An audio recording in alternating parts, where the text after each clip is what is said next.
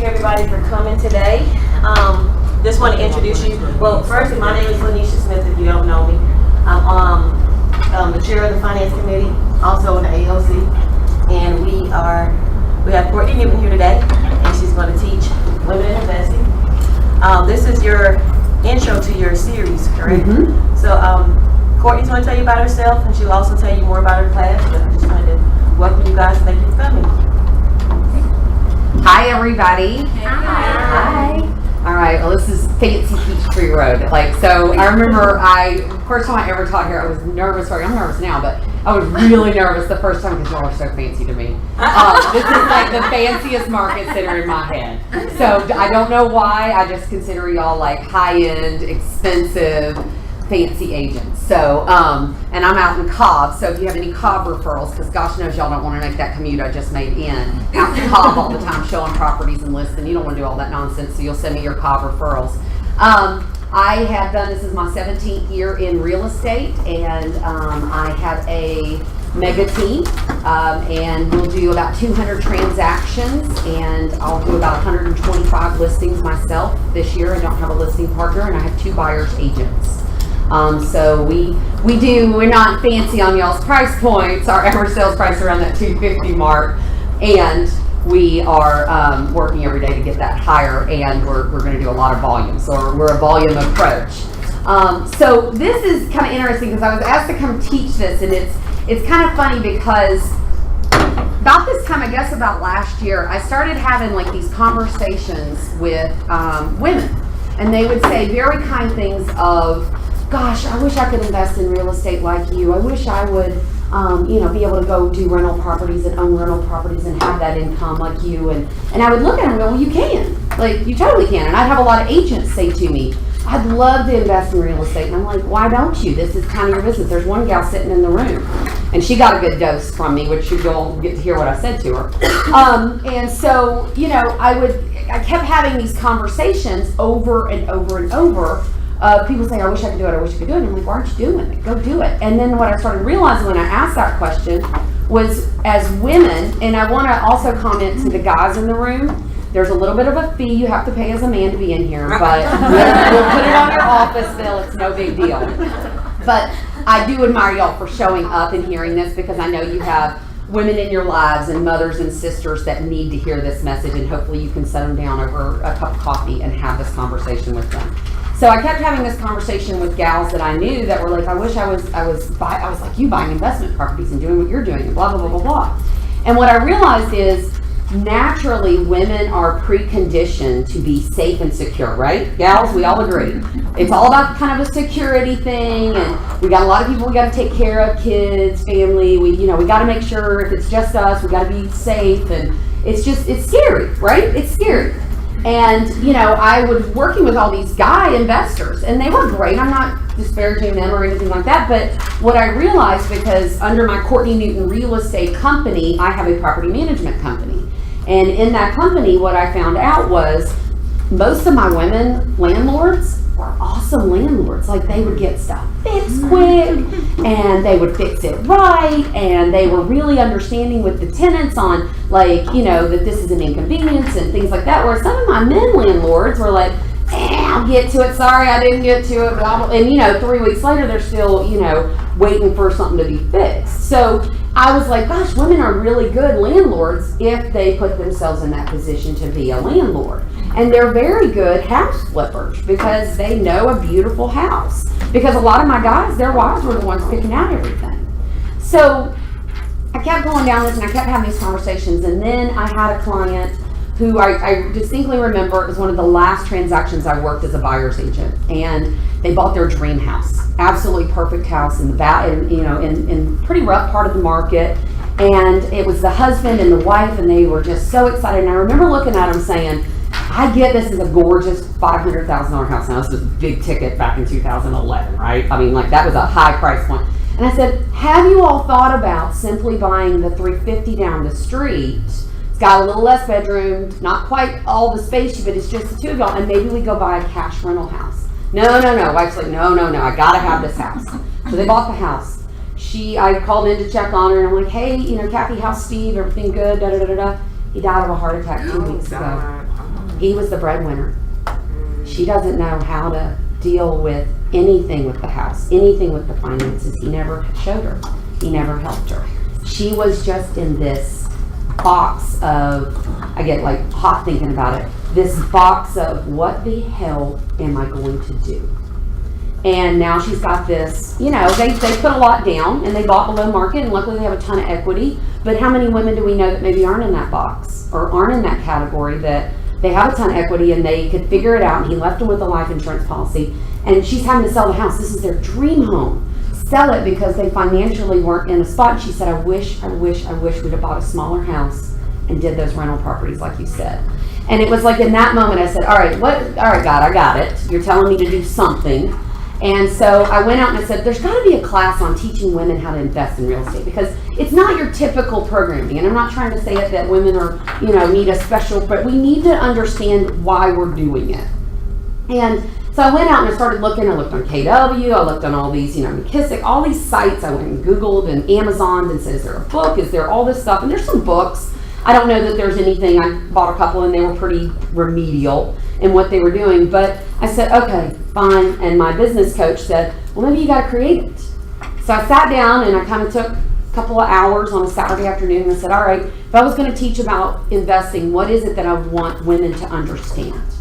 And I came up with like 10 lessons of investing in real estate and what it is that caused women to maybe not get into it, because that's really the first part, is kind of creating that programming that says, yes, you should be investing in real estate, but we have to understand why it is that you should invest in real estate. Because if it's just to have a big stack of money and Scrooge McDuck into, you know, swim around in it, you're not going to be excited about doing it. You're just not.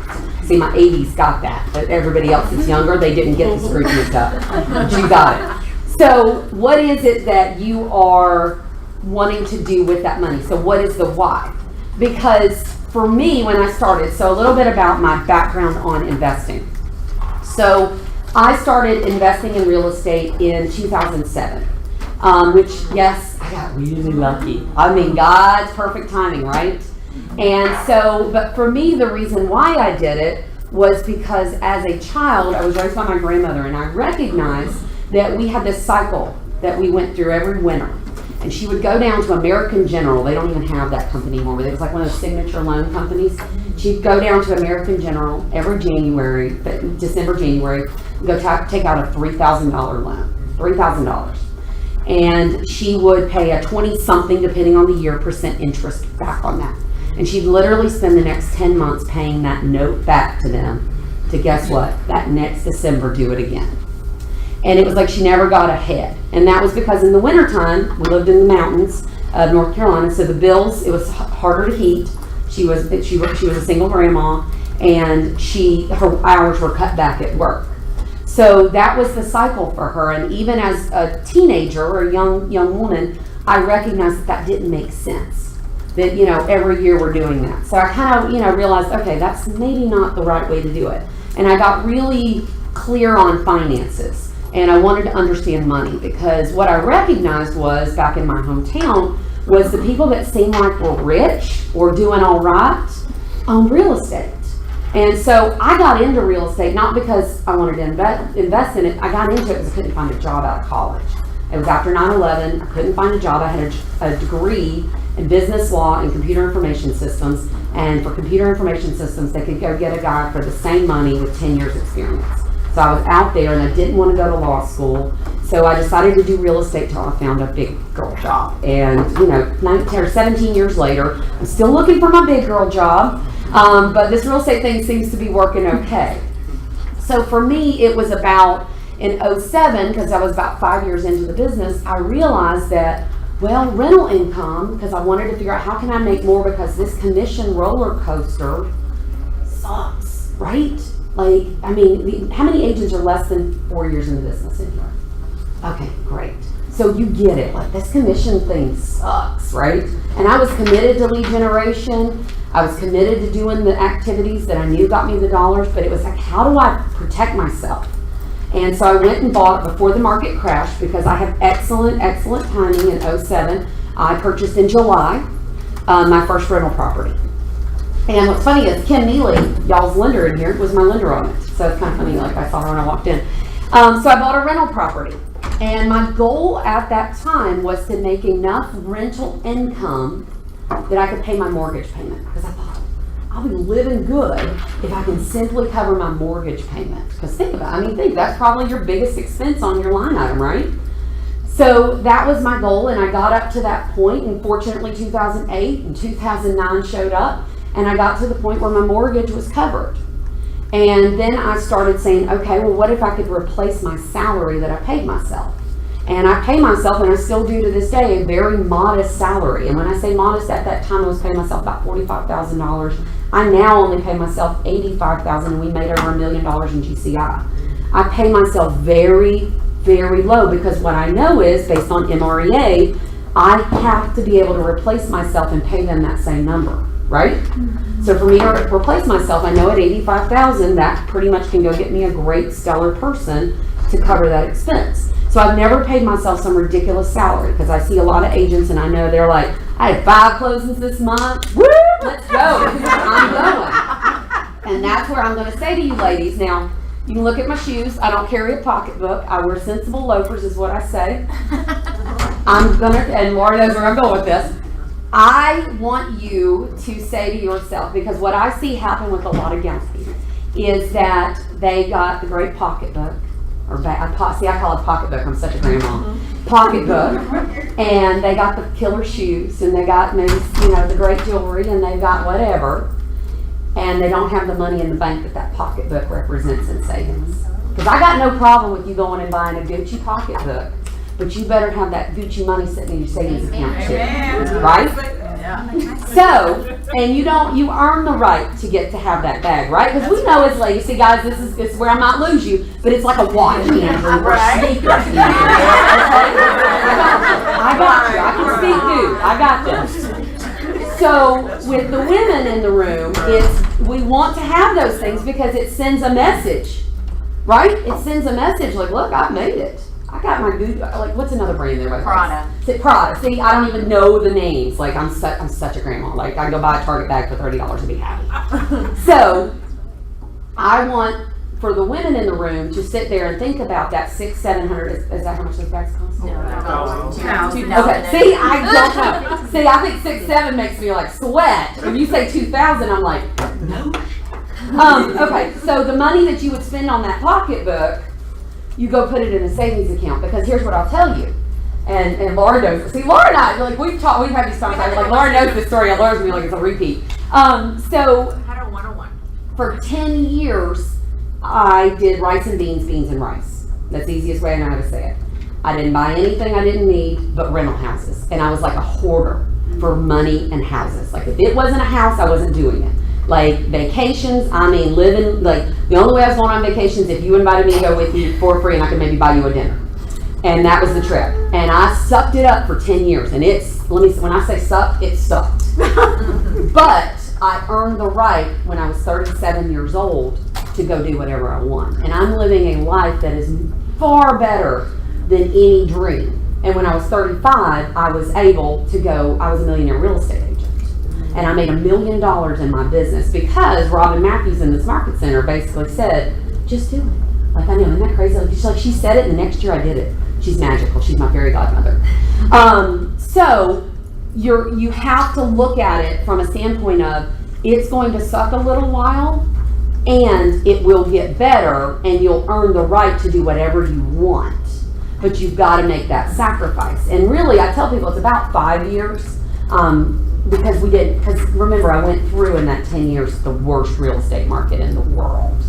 And so we don't believe we'll go back to that. And you still want to protect yourself should you ever.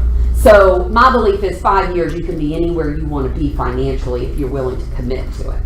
So, and I say, because I just said to Lanisha, the piece on that puzzle is at the front end, you've got to commit to, because what do we all do? And I love that I'm talking to a room full of real estate agents about investing in real estate. Because what is it that we all have to do to get us everything we want? Come on, guys. Lead generate. There you go. Lead generate. And you've got to be so committed to that lead generation that nothing else matters. And for me, that's always kind of been the game, because I realize any purchase I want to make is just the number of contacts to do it. Because I know for every 11 contacts I make, I get one listing appointment. Are you that crystal clear in your numbers? And for that one listing appointment, after I go on 5 of them, I get 4. That's my stats. I'm about 80%. So, and of those 4 right now, the market says about 4 of them will sell.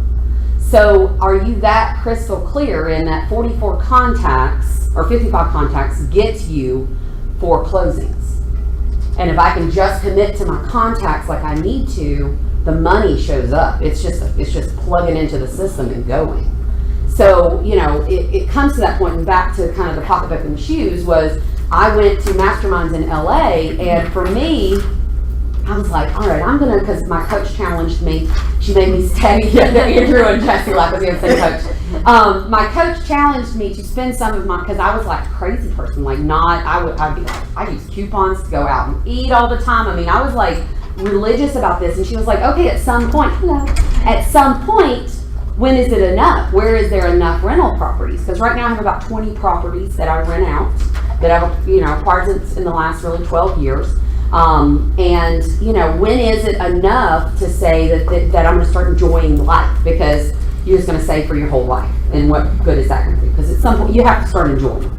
Because you can go, because we all know kind of those people that are very save, and nickel, you know, and it's like, well, what kind of life is that? And then we also know the people that live by the seat of their pants, and you're like, how are you living? Like, you know, so it's how do you get that happy medium? So my coach challenged me when I went to LA to stay in a very expensive per night hotel, and I did, and it was still probably one of the greatest experiences of my life, and I'm not even joking. The Shutters on the Beach was, Laura, she was out there with that trip for me. It was a fabulous hotel, and I still like go. I would never spend that money again. So, and I wanted to purchase a piece of jewelry because I like jewelry, and it was literally rationalizing the purchase into contacts, because I knew 11 contacts got me an appointment.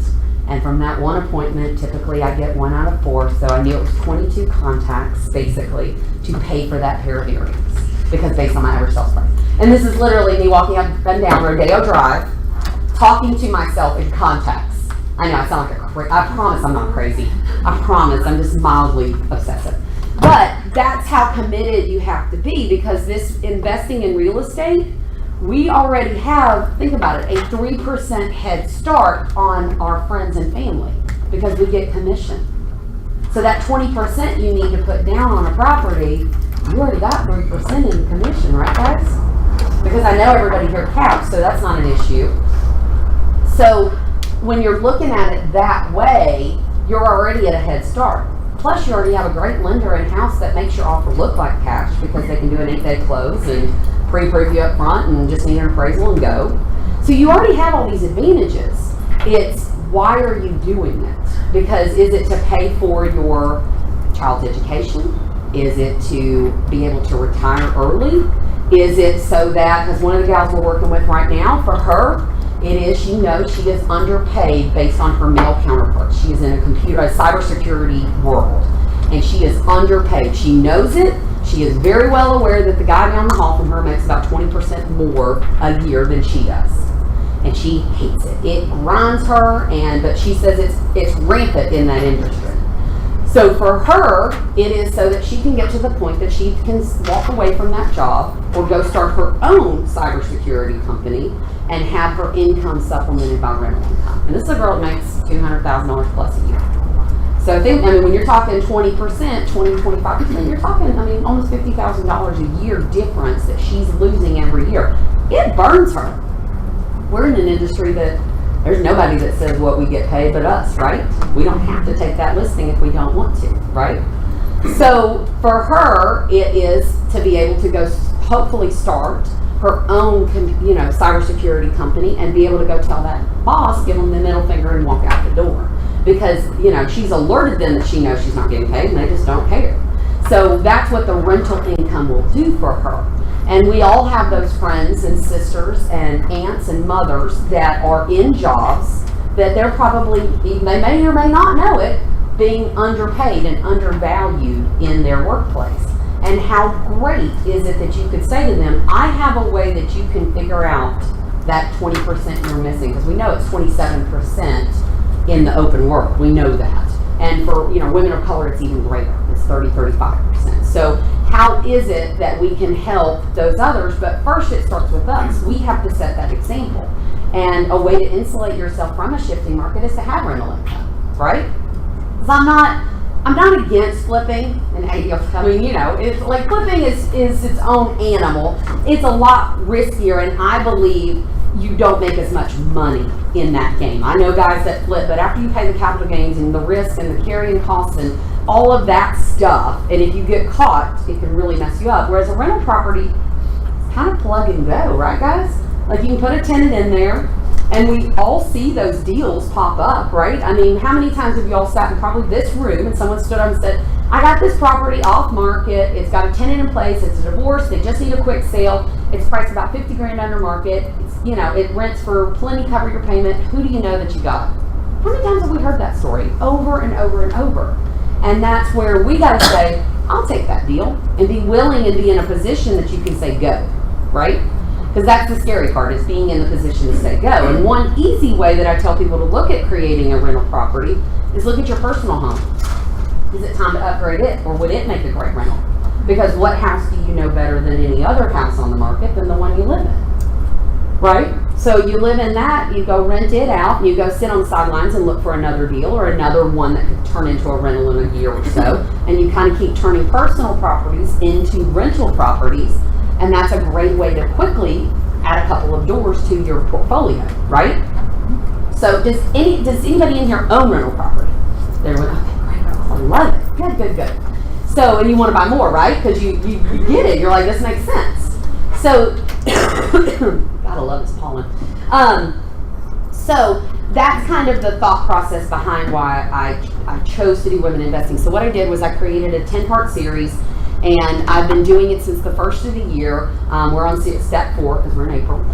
We're on step 4, and I decided. So I didn't really like when Lanisha asked me to come and talk. I was like, well, it's not really a one-time class as it is a 10-part class. But what this is, and this kind of sets it up, is why are you investing in real estate? That big why question. Because once you figure that out, then it all figures itself out, because you kind of work backwards. If you're doing it for, like I said, what are some of the reasons you have rental property? Most of it's for supplemental income, but it's probably some of that's for that security at night of, I got a little bit of money coming in every month, right? Well, my situation is a little different. So Yes. it's my house, my very first house I purchased there in you go. Detroit. Moved here in 2007 and couldn't sell it. You gave it away in Detroit. Exactly. Oh my God. So I had the same tenants since 2007. Worked out all right? 12 years, and they probably are going It's in downtown Detroit, and they're loving it. Nice. Yeah. Well, and then what a difference that has, and look at your property values. Yeah. It's probably better now than it was when you bought it. I get letters all the time. Yeah, please sell your town. I'm like, no. What else? Yeah. I saw you raised what's for you, is it? Initially, I bought my first rental house when I had my first baby, 2.5 years ago, and so it was like buy a rental house for every kid. Yeah. And the first way I started looking at it was, actually Sean Rawls said one time, I don't know if I was in class with his or a meeting or something, he said, buy a house when you have a kid. Yeah. And in 18 years, your mortgage will be pretty much paid for, and you can go and remortgage that house and pay for their college. Mm-hmm. Or in 30 years, you can go and remortgage that house or sell it, pay for their wedding and some. Mm-hmm. Or, lots of options. And so now it's not necessarily about the kid, but it's more about security. Yeah. Because in my business, I know that as that's going to work itself out. Right. The money will be there, but it's more about security, and I made really good. Now we have 2 rental houses. We're about to close on a 3rd this month. Right. And, so it's really just about, I am in the business of real estate. Why the hell would I not be invested in it? That's exactly right. And also, I think it's another stream of income that I'm not just on that whole roller coaster. And if eventually I wanted to slow down or step away from day-to-day sales, then I would still have that to carry me through to go and do something else. Right. And it's about that opportunity Right. to go do Absolutely. whatever the heck you want to go do if it presents itself, and having that income, or, you know, God forbid something happens in your family structure, that income can be supported or added to, or whatever that looks like. I have a client that called yesterday. They got a rental house, and he called me and he said, "I want to sell it." And I said, "Okay, but why?" First. Right. And he said, "Well, I've decided to leave my job, and I'm going to start a company, and I want to use that as seed money." And so it's this opportunity that's presented itself, and he's able to do that because he's invested in real estate. And, yeah, right. And for you, what was your? So my father Uh-huh. started me right out of college with getting a couple. So I came out right before the market crash. Mhm. And I guess he just saw I had a couple of older cousins who weren't getting married, and he was just like, millennials aren't getting married as fast. So I guess he just wanted me to always have security. So he definitely helped me with the first, and then just being an agent, capitalizing on opportunities during the downtime of the market, I was able to get quite a few properties. And how many opportunities do we see, guys, that never hit the MLS? I mean, we are in such a power position to go do that. And then how great is that you can look at your client and say, I got you, I'm doing it. Let me show you what I did, and it's working. Or here's the lesson I learned that cost me. That value is huge in the marketplace, because we work with a lot of investors, and because I can speak investor, we do better with investors than most agents. I have 2 investors. One does about probably 60 deals a year, 60 to 65, and the other one do 20 to 25 a year with me. I mean, that's a bulk of my business. And they're easy because, how easy is it to keep one person happy than 60 people happy? Think about it. So, and believe me, those 2, we're tap dancing, whatever they need. I hope they're not watching, but yeah, whatever they want, we're going to do it lunch every day. So, that's the thing, and it's about finding those opportunities. And how great is it because everybody's afraid right now of this iBuyer, right? Oh, I'm so sick of the word iBuyer. But everybody's terrified that these iBuyers are just going to ruin us, right? When I started in 2003, there was an iBuyer. It just wasn't called iBuyer. It was called We Buy Ugly Houses. It was the assist to sales of the world. It was the Duffy Realties of the world that would cut the commission and bottom out the price and, whatever. And, Mark Spain has been an iBuyer for the last 20 years. If you haven't realized, he will buy your house. And how great is it if you had a stack of investors that you can call and go, look, Mr. Seller, I understand you just want a cash offer that's going to close in the next 2 weeks. I've got some investors. Let me go back, make some phone calls, and I'll have you an offer in the next 3 days. Is that fair? Can you sign this authorization to show for the next 3 days, and you already have them listed out? That's all an iBuyer is. They just have an investor that says they'll buy it for that price. So that's what you need to have. And by having these investors and talking about and women in investing and investors, you have that. You can compete because you have those. Because I have investors that I can walk in the house and make the offer, and they buy it. And that's, 12 years of working with them. I've earned the right to be able to do that for them. But what does that look like on a listing appointment when you walk in and they're like, yeah, it's bad. You've been on those appointments where it's rough, and it's a gross house. It's not retail ready. They don't have the money to do it. They need an offer fast. They've already talked to 2 other investors, and they just want to talk to a realtor. And how great is it that you can say to them, I've got somebody. Don't go deal with these investors. Work with me. I'll take care of you. And they'll do it because they want someone to just simply help hold their hand. Whereas an investor, they feel like they're jumping off the cliff Thelma and Louise style by themselves. And ladies, sorry guys, ladies, you've had those appointments where the girl looks at you. I just had it Friday. She looks at me and she says, I'm just gonna go with you because you just seem like a lady boss. Like you're just gonna get it done. And I'm like, damn right, I'm a woman. I'm gonna get this done. And I'm like, I'll take whatever advantage you'll give me in that listing appointment. And that was the reason. She'd interviewed 2 guys and me, and I just happened to be the female kind. And she went with me, and I don't care. She listed her. So you use but how for a lot of women that are in that spot, there's some comfort there, and you can come in and kind of talk about that security because we know. Selling a house, it's about security for the woman. So it's not about the math necessarily. It's about timing and when you've got to be out and all of those kind of things. So you can walk in and you could be one of those buyers for it, or you could have this list of other people that want those deals. So that's kind of the thought process on that investing in real estate is I've walked in on appointments where they've called and said, look, we just want to sell. And I go, you know what? I own the rental, down the street, across the street. I'll buy this house. Here's the price I'll give you. Done. And it's like, sold. And it never, so that's where you've got to kind of put that radar up to say, what is that opportunity for me? And one of the steps we go through, like step 3 in our thing, is figuring out where the property needs to be. Where, is it close to work? Is it close to where you live? I can tell you all of my rental properties, with the exception of my mountain home, are in 30067. Every one of them. I don't leave that pocket. Like when I say I'm a grandma, I mean, I like to be able to cruise by my properties after church on Sunday, just make sure everything's okay, nobody's drunk in the streets. I think I'm joking. I am that lady. We drive and I wave and they know. I'm checking on them. And I got great tenants. But Sunday after church, we do a little Sunday drive by the properties just to check, make sure nothing's burned down in the last week that I didn't hear about. But, I mean, literally, like, my office building is in 3067. When I say my world is 3067, everything I own is in there. So, yeah, I got a lot of eggs in that basket. God help me if 3067 gets deemed a nuclear waste, I'll be out. But, are they all single family homes or? they are, with the exception of my office building. So Okay. I bought, for my team, I bought a 4-unit office complex. And we took over half of it per the SBA loan, and I have 2 tenants in the other 2, so they're part of my properties. Yeah. So yeah.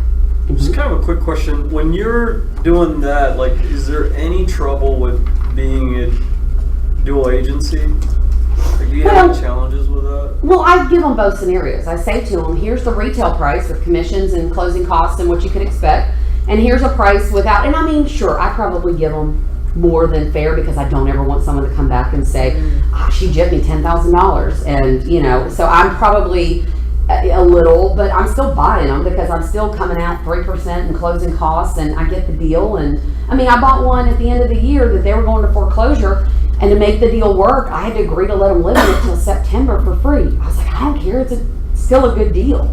So I mean, they're living in the house for free, and but that's the way you got to figure out what's important to them. And for them, they'd lived in it 40 years, and the idea of having to be out in 30 days scared them to death. The idea of being out in 9 months wasn't that scary. And they got to save up their money and go They were rent saying you something. own the friends and family forever. Oh, yeah, they're those kind of people that when I drive by their house, they actually come out and offer me, do you want some lunch? You think I'm joking? Like she's out in the street waiting on me at 12:06, because she's like the first one on the route. But that's the thing. I mean, you just kind of have to look at it and ask yourself, what is it that's important to them, and how can we make it a win? I mean, it's just common sense. It's just treating people right, and and guess what? That lady referred me another lady that was in the same boat that they were commiserating, and I wasn't able to buy it, but one of my investors was. And so she's already sent me a referral that I was able to sell to one of my other investor clients as a good rental. So yeah, I mean, that's the kind of people that love you forever. I mean, they really do, because you helped them out in one of the worst moments of their lives. Yeah. I mean, you live in a house for 40 years and you lose it to foreclosure. It's sad. I mean, it's scary. So, I mean, he'd been in it since 76, 77? Yeah, it's a long time. So, yeah, I mean, I'm going by, but it's really understanding where you want to be and what you're capable of. Because the other thing is, everybody's like, well, I don't know how to fix anything on the rentals. And I'm going to tell you right now, there is no check too small I can't write to get something fixed. I mean, I've got whatever I need, I'll find somebody, and I just know my skill set. You will never catch me with a paintbrush in my hand, because I know for me to pay a guy to paint the house, I'll pay a guy to paint it. I haven't met a good female. I haven't met a female painter yet. I haven't met a guy to go paint it, because that $3,000 or $4,000 I'm going to pay him to paint it, I can go get on the phone and go make 11 contacts and pay for him, just like that. So it makes way more sense for me to go spend my energy lead generating than it does for me to spend my energy painting a house or refinishing the floors or whatever you have to do. So just know there's we've got that Rolls group page. I mean, is that not crazy? I mean, I've got one that I need an elevator service person. You're gonna see that post coming up this afternoon. He goes, do you have an elevator service person? I was like, I know this is hard to believe. I don't sell a lot of elevators houses. 200,000, there's not a lot of elevators floating around.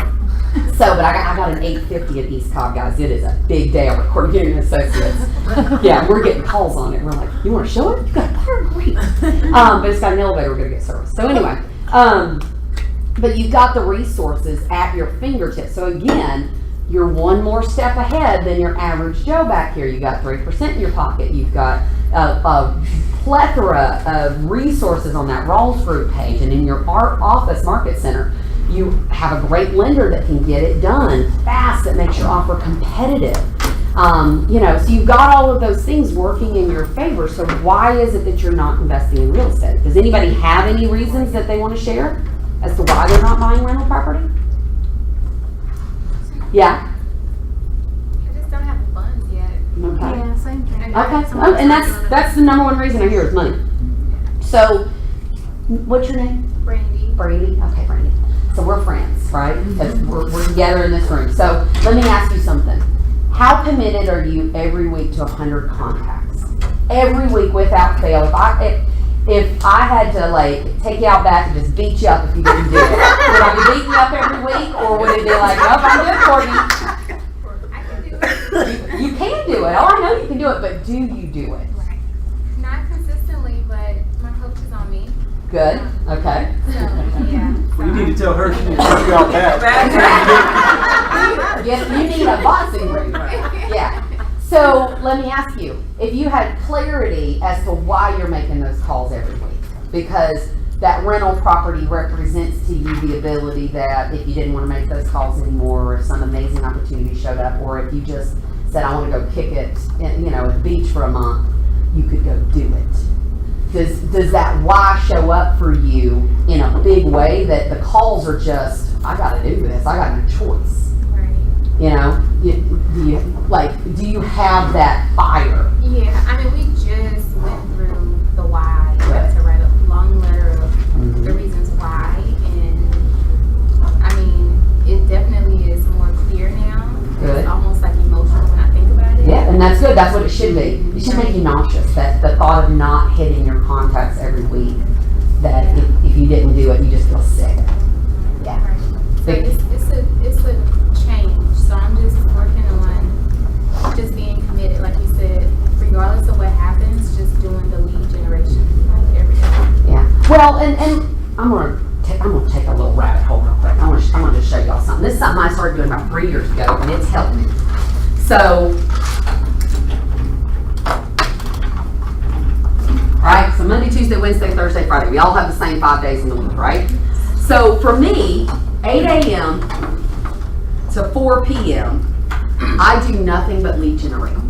I don't make any appointments. There's no closings that happen. If they do, I don't attend. All I'm doing from 8 to 4 is lead generating. So like for instance this week, I made about 142 contacts in that day. About 200 and something dials out. So for me, I set my week up, made 4 listing appointments during this time, 4.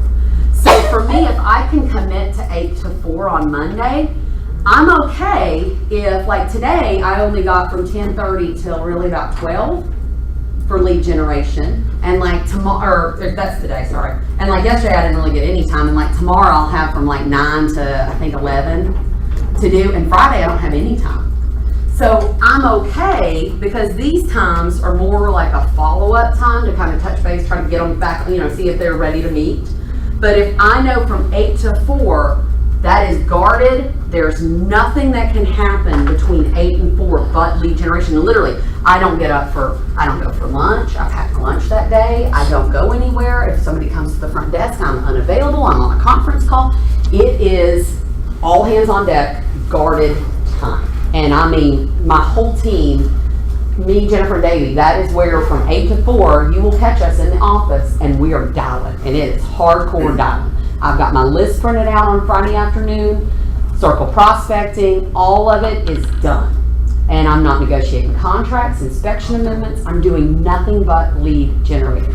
And it's hard, don't get me wrong, there's some days where I'm like, jeez, I just want to deal with this fucker and get it done. And I'll get you at 4:30. You're my first call at 4:05. But at 4 o'clock, we're done. So you're not answering any emails, responding to voice messages, texts, or anything? I might do some text just because it's dialing it. I don't use an auto dialer. I just hand dial. So I might be doing text while it's ringing.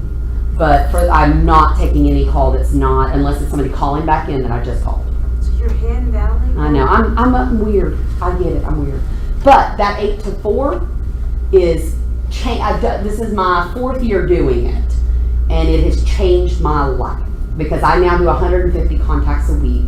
I went from doing about 80 listings a year to 125 in a down listing market simply because of that. So that's about 200 dials for you? And About 200, so I had a good and average. 100 contacts? Yeah, right around 90 to 100. It just depends on the day. Some day, I mean, like spring break week, I had a ton. I had like 140. I got a lot of people on the phone. And I made a lot of appointments. It was a great week last week, and usually you would think spring break's kind of quiet. But that right there, guys, if you can just say, these 8 hours, I'm doing nothing but calling, and literally I come in wearing just, you know, yoga pants and a t-shirt, because I don't even want to be tempted to need to leave that office. If I didn't think I could scare my staff, I wouldn't wear makeup. But I, like literally, I mean, people know, like, you cannot get a hold of, I will not go to lunch with you, I will not do anything. We get lunch, you know, one of the girls in the office will run and get lunch, or I bring my lunch in. I do not leave my desk, and it's, you know, we get up at the 55, that's your 5 minutes for bathroom break, and your 5 minutes will circulate your blood and get you back on the phone. And we report our numbers out, how many appointments we made, how many contacts we made. It's 2 ways and 1 ways, and then appointments. And that's the way we do it. Okay, so my drunk monkey is Yeah. So you start at 8 o'clock? I started at 8 o'clock. Because you know who I'm calling at 8 o'clock? Who? My lovely, sweet clients that I love, because I know you're in the car headed to work, and I just want to wish you a great week. Okay. See how things You're are not- going. Okay, that's okay. You good? Right, Yeah? yeah. Well, I gotta ask you something. I need a favor. I need a referral. I've got to find somebody that wants to sell their home in 3067 because I need a rental property. Who do you know that wants to sell? And they'll go, well, I don't know anybody, but I'll think about it. Or they'll call back and go, you know what? My friend wants to sell. It's not 3067. It's in Smyrna. Do you want a Smyrna? I'll take it. That's who I'm calling. Because my clients, they're in the car. I know you're in the car, and I wanted to get you before you got to work. Wish you a great week. Tell you thank you so much. I'm so glad you're a part of my life. That's an easy call. Yeah, it is. Those are my easy. I like my 8 a.m. So 9:30 expired, because I don't call expireds. Like, you know, I'm not that girl. I might call them a week or two later. Whatever. I'll get to them when I get to them. I'm not the crazy person at 6:30, but I call them. But yeah, 9:30, they're not as happy to hear from you. So I kind of need, for my ego, I need those 8 a.m. calls. I need those people to tell me, I love you too. You have a good week too, honey. Those are the ones I want. I wish my whole day was like that. You know, and believe me, by 2 o'clock, I mean, you know, and then I start circle prospecting. This is Courtney Newton. Did you know we just sold 410 Green Lane for highest sales price in the neighborhood, $184,000? Have you thought about selling? Did you know, there was 3 offers on the house there. That means 2 people didn't get it, and they might want to buy yours. You know, circle prospecting. You doing that? Because there's a lot of people don't know what kind of equity is sitting in their house, and they need you to tell them. All right? What systems are you using to get numbers and all that? Whole Realty Resource Yeah. and Top Producer. I just use my Top Producer as my database. Yeah. Like I said, I'm a grandma. I know this. I'm a 39-year-old grandma. I'm well aware. Got my sensible loafers in my pocketbook. I'm good. I'm trying to Sunday drive by my properties. So it's a good life. So that's why I say you got to get a schedule and be so crystal clear on Mondays that they're like, what's your name? Brandy. That, gosh, y'all know Brandy. She's on 8 to 4. She's on that phone. I mean, she's crazy. She is so obsessive about being on that phone from 8 to 4. I've never seen anything like it. Did you see that? And they'll just talk about you. And they'll be like, can you believe how she is about her phone? And you know, you're just laughing all the way to the bank and all the way to your rental properties on Sundays driving by, because you'll be checking them too. So she's so crazy, she drives by on Sundays, checks her properties. That's what you got to get committed. But it starts there, because we're in a business that there's no way it says, Brady, the most you're going to make is $60,000 this year. I don't care if you work any harder for me, you do anything more, you take any more business, 60 is it. That is not the case. We are fortunate that you can make the sky's the limit, right? And you're in fancy Peachtree Road. Really high sales prices. So I mean, 60,000 is like a deal in a year, right? That's what I hear. So that's why I say, I mean, if you look at that, yeah, it stinks on Monday, but I got the rest of the week to come talk to you fine people, and I can go do my listing appointments and not be like, you know, guilt trip yourself, because we do that, right? On Thursday morning, we're like, I've only been on the phone like 2 hours, I've made like 20 contacts, what am I going to do? I mean, this is just, it's a bad week, I just write it off. You know, like I have those girlfriends that I know they'll tell themselves whatever to justify that they didn't make the calls.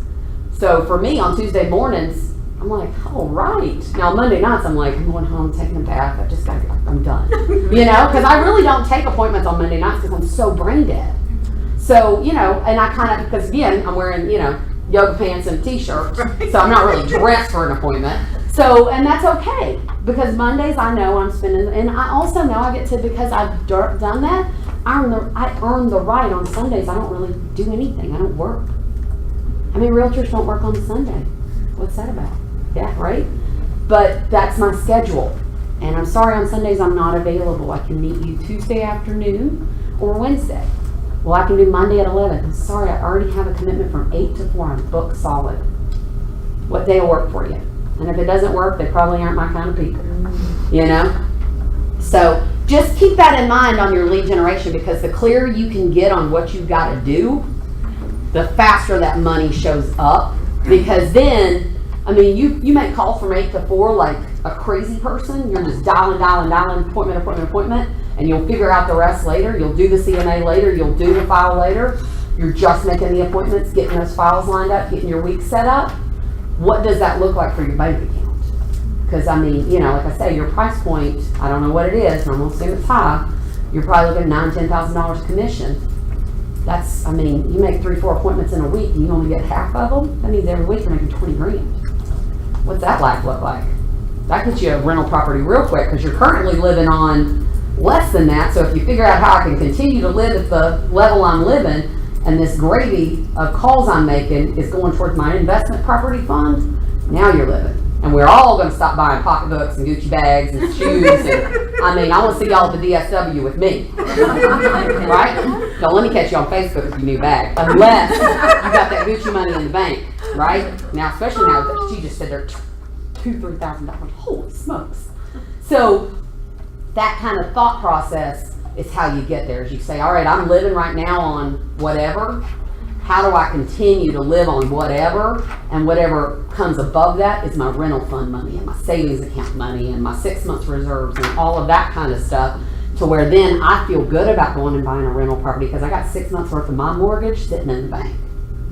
And if tomorrow the world says we can't sell real estate, that it's illegal to sell it, which heck, who knows, that could come out. They say that, I'm okay, because I got 6 months to go figure it out, or I got enough rental properties that I can go do that. Right? What else on the money? Is there any other limiting beliefs around the money? Yes, ma'am. Are you purchasing these properties cash at this point, or are you still financing them? And if so, like, how are you setting up these multiple mortgages? So the first few I bought were mortgages, and then in 2010, Fannie and Freddie said we're not going to give anybody more than 4 mortgages for properties. Right? Remember that? Now they're loosened up. They're up to 10. So at 4, I went to my local bank in North Georgia and I said, look guys, y'all are giving out these car notes, right? And I'd like to do a car note, but I don't need a car note. I need a house note. And I'll do a 3-year note. I'll put half down and you'll finance it on a straight line interest. And the guy said, I don't think we can do that. I said, no. I need you to go talk to your people and tell them, your fancy guys up top, tell them that this is the same car note. Like, if I went and bought a Buick, you would do this for me. I want to go buy a house and you do this for me. 0.5% down, same interest rate, 3 years. So he goes, all right, I'll go ask. I don't think they're going to do it. So he came back and they said, I'll do it. And so I bought the next, after my 4, I bought the next 3 on 2-year notes. They wouldn't give me 3, they gave me 2, which sucked. I'm not going to lie, it sucked, because my payment was $1,000 and $1,100 a month, no taxes, insurance included, because I had to pay it back, because it was like a $50,000, $60,000 property that I put 30 down. They needed some repairs, and I was losing about $200 a month rent. But on month 25, the game changed. I now had $900 a month coming in every month on that $1,100. So for 2 years, it was rice and beans and rice, ramen noodles, you know, going on vacation where they said I can buy them dinner, and that was enough of a vacation. And it was lead generating like my life depended on it, because I had come up with $200 a month on these people's payments. But I had 6 months worth of my mortgage in the bank, because if one mortgage was going to get paid in this equation, it was CourtneyNewton.com's mortgage was getting paid. So I did 3 or 4 of those. One of them, I think the 4th one, I think they let me do for 3 years. And then I was able to go, because they were paid for, and I went and did a blanket line of credit back in 2013. and they took the equity in 5 of my paid for properties and gave me, the properties were probably worth $700,000, and because I was, and they said this, because I was a single female and I was the sole breadwinner, they wouldn't give me but 30% of the value, and they were paid for people. So I had $700,000 worth of property, and they only gave me about $150,000 worth of money, which was fine, because I then went and bought 2 more rentals at $70,000, $75,000 a piece that then paid for that payment. So I just kept leveraging, if I could, the properties, but being smart about it. And making sure that I never have anything that's not a 75% loan to value. So I'm putting down, and now you can do, Freddie and Fannie will let you do up to 10 properties with 25% down, and I'm not maxed out on those. I'm just not. I'm currently looking to buy, because you can buy a second home, because one of my properties is in North Georgia, and you can buy a second home with 10% down, and you can buy one that's already in a rental program, and it will basically pay for itself. You won't make any money, but you will have a cabin in the mountains that is paying for itself. 10%? 10% down. 10% down, and it's an owner-occupant rate. That's the other thing, so I can get 4.25 on that. So I'm actually looking to buy a second rental property in the mountains for that. So that's a great question. I'm glad you finally spoke up. Good job. We're a place to empowerment as much as possible. So that is a way to purchase properties. Like I say, you've got a Kim Neely who, there's a rabbit can be pulled out of a hat. That gal can do it. Maybe talk to her and say, what can I do? Like I said, an easy way to get a rental property is to look at your personal home. Is that a place that you can rent out and make $350, because that's kind of my rule of thumb, is $350 net after it's said and done. Can I make $350 a month on the property? And if the answer is yes, then you ought to look at turning your personal home into a rental and go buy a new home with 10% down and go that way with it. What would that look like? You said your rule is $350 a month. I like $350 a month cash flow. That's I don't have any logistics behind it. It's just work for me. I feel like $350 is a realistic, because what's the blonde? Ashton, the blonde guy. She messaged me and she's like, I need a 1%er, and I'm like, because we know the 1% is you buy it for $100,000, it rents $1,000 a month. Can you find that? That doesn't exist right now. And that's what I told her. I was like, she thinks she could come to Cobb. She's like, I'll come into your neck of the woods, because I hear they're cheaper there. And I'm like, it doesn't exist. I can get you the 0.75 rule. That's pretty realistic, and that's kind of that $350, because you're going to do a mortgage. Your $350 is a great cash flow, because if I can get 5 of those going, that's $1,700, $1,800 a month coming at you. Pretty much the $350 pretty well covers any repairs you probably have within a 2-year period, and you're in a good spot. So that's why I like I just like $350. I don't really have here's the evidence from MIT that says this is the math behind it, but it's worked for me. So, but yeah, $350 is a good rational number. I love the guys who are like, I gotta make $1,000 a month, and I'm only investing $10,000. What do you have? I'm like, nothing. I got nothing. I got a billboard maybe. So that it's kind of understanding what it is you're going for. But I know I keep going back to the lead generation. That's the money piece of it, and it's understanding and knowing financing, and that's maybe where we need to have Kim come in and teach a class on here's all my investment portfolio stuff, because it's not just coming up with the 25% to put down. There's probably going to be some repairs, but remember, on a rental you're not rehabbing it. It just needs to be clean. Clean. I'm telling you, clean, ladies, goes a long way. A clean house, we'll have rentals that people will tell us that, they're like, it was so filthy. And, we tell our investors, you're going to pay to have it deep cleaned. Or you're going to need to clean it to the point that I walk in and I can smell bleach or Lysol or whatever product you're using, Pine Sol. I need it to smell clean. Because clean is what most people are going for. It doesn't need to have all the upgrades in the world. It doesn't need to have all of these things. It just needs to be clean. You don't have to provide a washer and dryer. That's another fallacy. Refrigerator, stove, and if it has a dishwasher, dishwasher. So we get into this idea that it needs to be perfect, and I need to be able to live there. That's that. I hear that a lot. Well, I'd want to live there, and I'm like, I get you might want to live there, and it just needs to be clean. Clean goes a long way. So keep that in mind when you're looking at rentals. Don't get hung up on upgrading it and repainting it, and just go by the rule of thumb. Is it clean? Go take a magic eraser to the walls and see how they clean up, because that will shock you on how much a magic eraser will go. Right? Okay. Any questions on that? All right. I've got a presentation in here, but I'll say, women, we've talked about this. I'm just So Courtney, are your rentals in your name or in the LLC? Yeah, people get all complicated with that too. I just go buy them. I love when people are like, oh shit, I gotta set an LLC up. I have my first property. I get my LLC set up, so then I can go buy the property. Stop. So here's what my attorney told me. First and foremost, go get what's called a commercial liability policy. And you probably should have one of those anyway if you're in business. I paid for, at the time I was doing $1 million for like $600. I used Willard Murphy with State Farm. $1 million of coverage beyond what my house and auto cover me. Remember, we already have $350 with KW because we put people in our car. $1 million, like $600. I now have $3 million because of my asset position. So if God forbid something happens or I do something stupid, I'm covered up to $3 million. What's it? And that costs me about $1,100 a year for that much coverage. So I sleep really good at night for $1,100 a month or a year. It's called a commercial liability umbrella policy.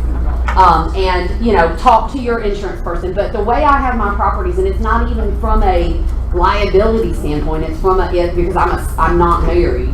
I am by definition a single woman.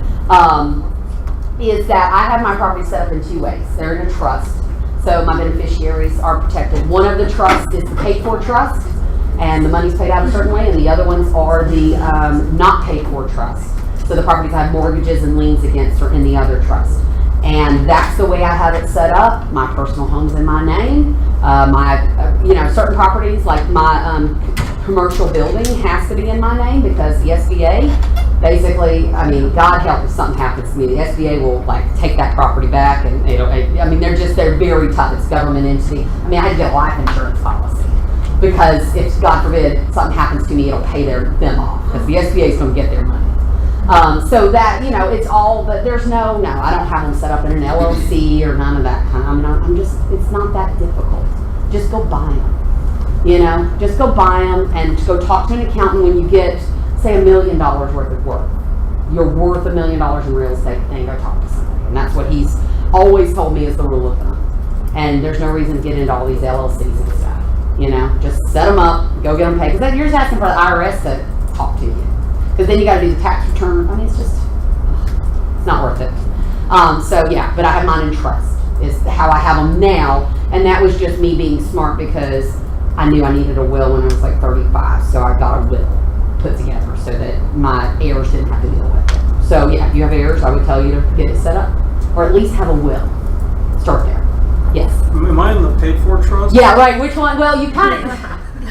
Andrew, you're okay. You'll be all right, okay? I'll make sure. I'll have some butter on the counter for you and you'll be all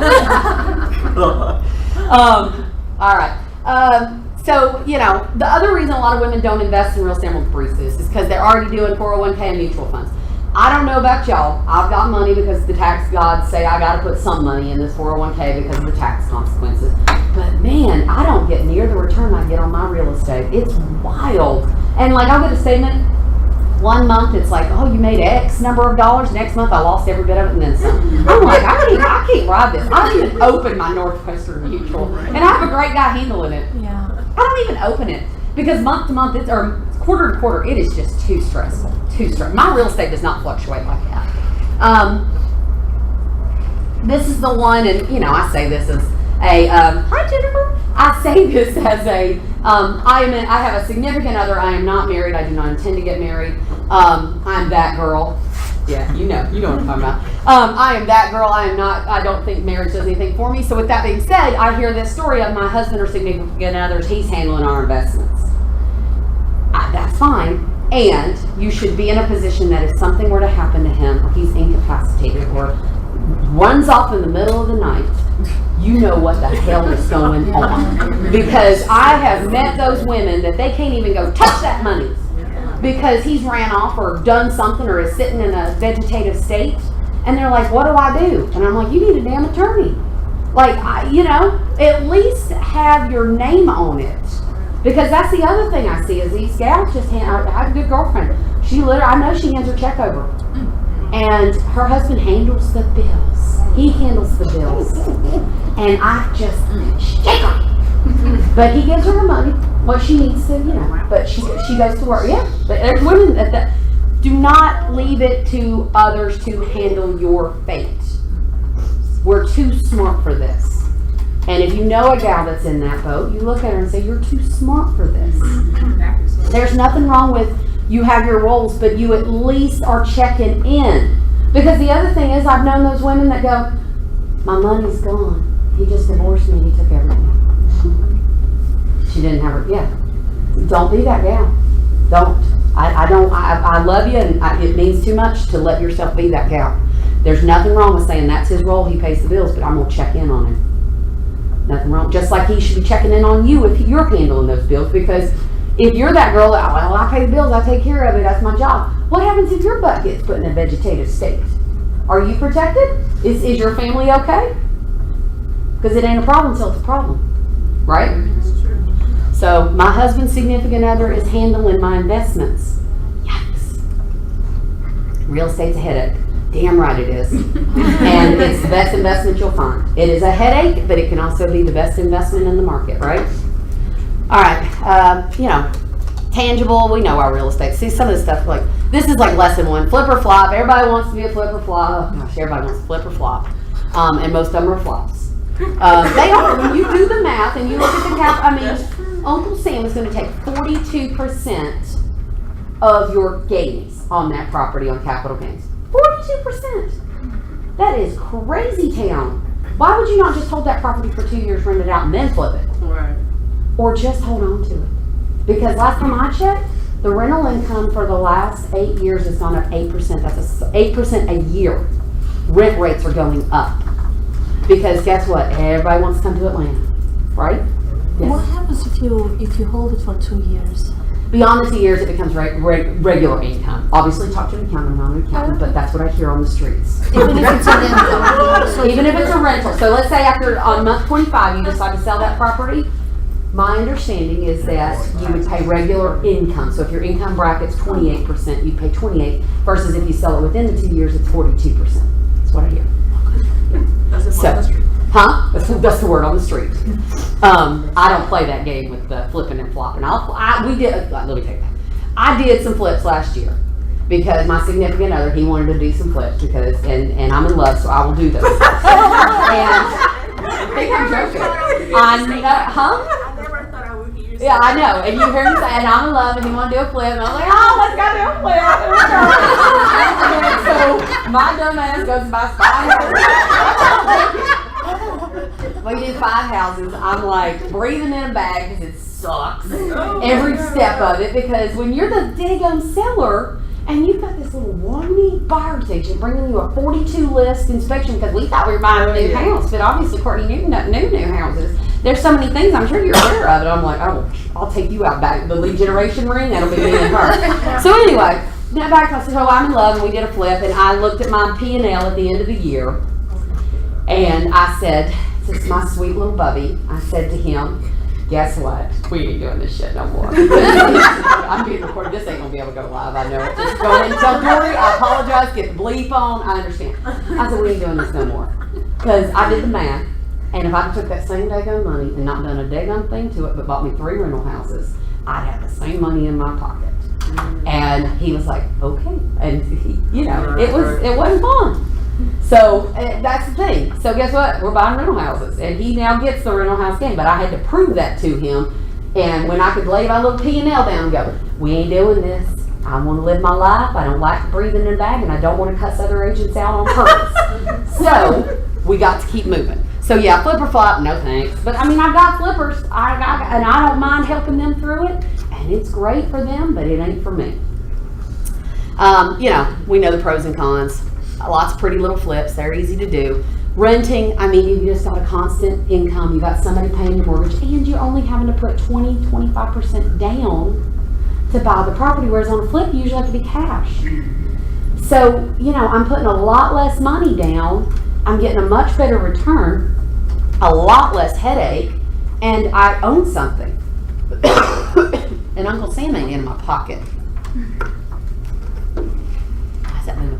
What other options do you have? Second homes, I talked about that briefly. Commercial property can be good. Yes, ma'am. You want to hear about that cussing I gave that agent, don't you? It was nasty. Go ahead. So I've thought about it many times, but then Uh-huh. I'm like, put somebody in this home and I'm gonna have to put them out. Yeah. Like, how do you make sure you get the right tenants? You're mean up front. And I'm saying that and I'm not in all reality because I'm so hard, like I got a property right now we're renting. I am so hard on them because once I give them the keys and they move themselves in, it's a lot harder to get them out. It is. And I'll tell you, in Fulton County, I wouldn't buy a rental in Fulton County because it can take 3 to 4 months to get somebody out. I'll tell you, in Cobb, I can have them out in 21 days, 3 weeks. I mean, it's just the difference. So it's something to think about. Look at how long it takes. Maybe go to eviction court and just say, how long did it take you to get to this point to get what's called your writ? It could be you look at you hire a property manager to do it. But you're hard up front and you don't just take the first person that shows up with the money. And you listen to their story. Like, I love to hear that you've been renting for 15 years down the road and they decided to sell that house. Love it. Because you're telling me I am a habitual renter. You know? I mean, I had a gal on this same house. She was like, well, we're building the house. We'll pay extra rent. I got 4 dogs. They're all emotional support dogs. And I said, well, great. Get me the paperwork. And she was like, I don't need paperwork. And I was like, then they're not emotional support dogs. You know, she's like, well, you can't discriminate. And I was like, I'm not discriminating. You know, but that's the thing. You've got to be hard. And you feel sorry for folks. You do. Like, people get in hard times, and we've all been there, and you kind of know what it was like to be there. But you've got to make it make sense. The other thing I do is I make them provide pay stubs.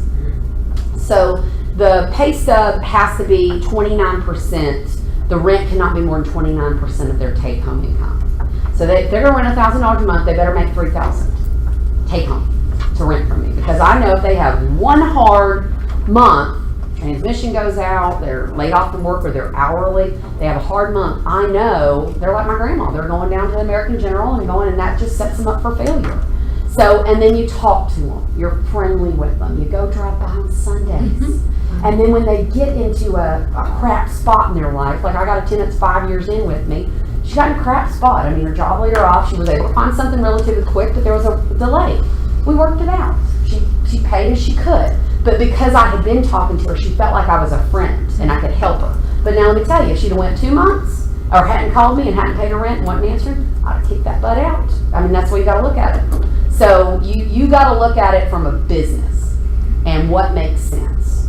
But you gotta talk to them. I think is the key, and understand, get the whole story, and understand where they're coming from. You're using My Smart Move to do your I use screening? My Smart Move. That's what we use. We don't make any money on the applications. I just use that company, and they tell us whether or not they're good or not. And knock on wood, they're good. I mean, we get good tenants, and we decline a lot of people. We do.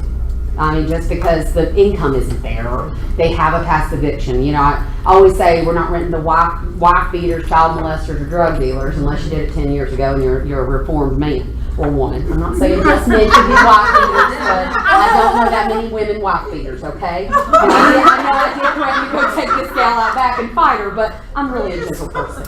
So, but that's the thing. And like I say, it's 10 years. It's got to make sense. If you had a drug conviction when you were 26 and you're 47, I don't care. Like, I realize your life might have been in a different spot. But yeah, if you're a year out, you're probably not going to be my tenant. Right. You know, and that's okay. It's just you're not for me. Right? So are you using a property management company or are you managing everything yourself? Well, we do ourselves because we have a property management company within my companies. So yeah, we just do it ourselves.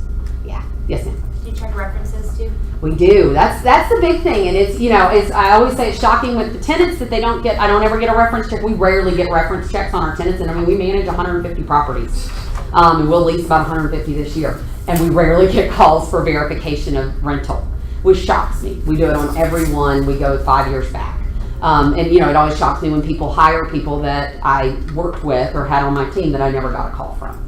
So those references. And it's a simple question. Would you rent to them again?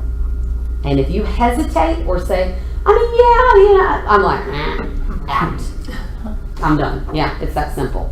But yeah, I mean, the rental game is hard because you do have to throw people out. But honestly, most people, if you're good to them up front and you talk to them and you treat them like a person, they're going to call you and go, we're not going to have our rent this month. We'll be out on the 10th. And you'd be shocked how many times we have that happen. It's super easy.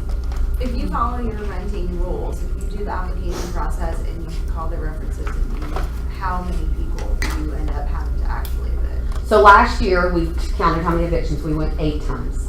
And 6 Out of of them. 20 rentals? Oh, no, not for me, no, Okay. no. Out of the 100, and I think at least about 140 something. Okay.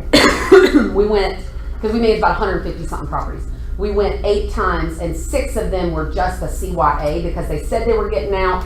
We just wanted to guarantee we had them out like we needed them to on clockwork. That's all it was just protecting our landlords. I have not had to evict anybody. Yeah, you won't catch my butt up there evicting anybody because I'll work with you, I'll meet you out. We'll come up with a plan. So, and I think that's it, it's common sense. And, you know, I'm like, look, I get you're not, I mean, I just had some folks say they moved and they said, we're not going to have April's rent. They were out this weekend and it is what it is.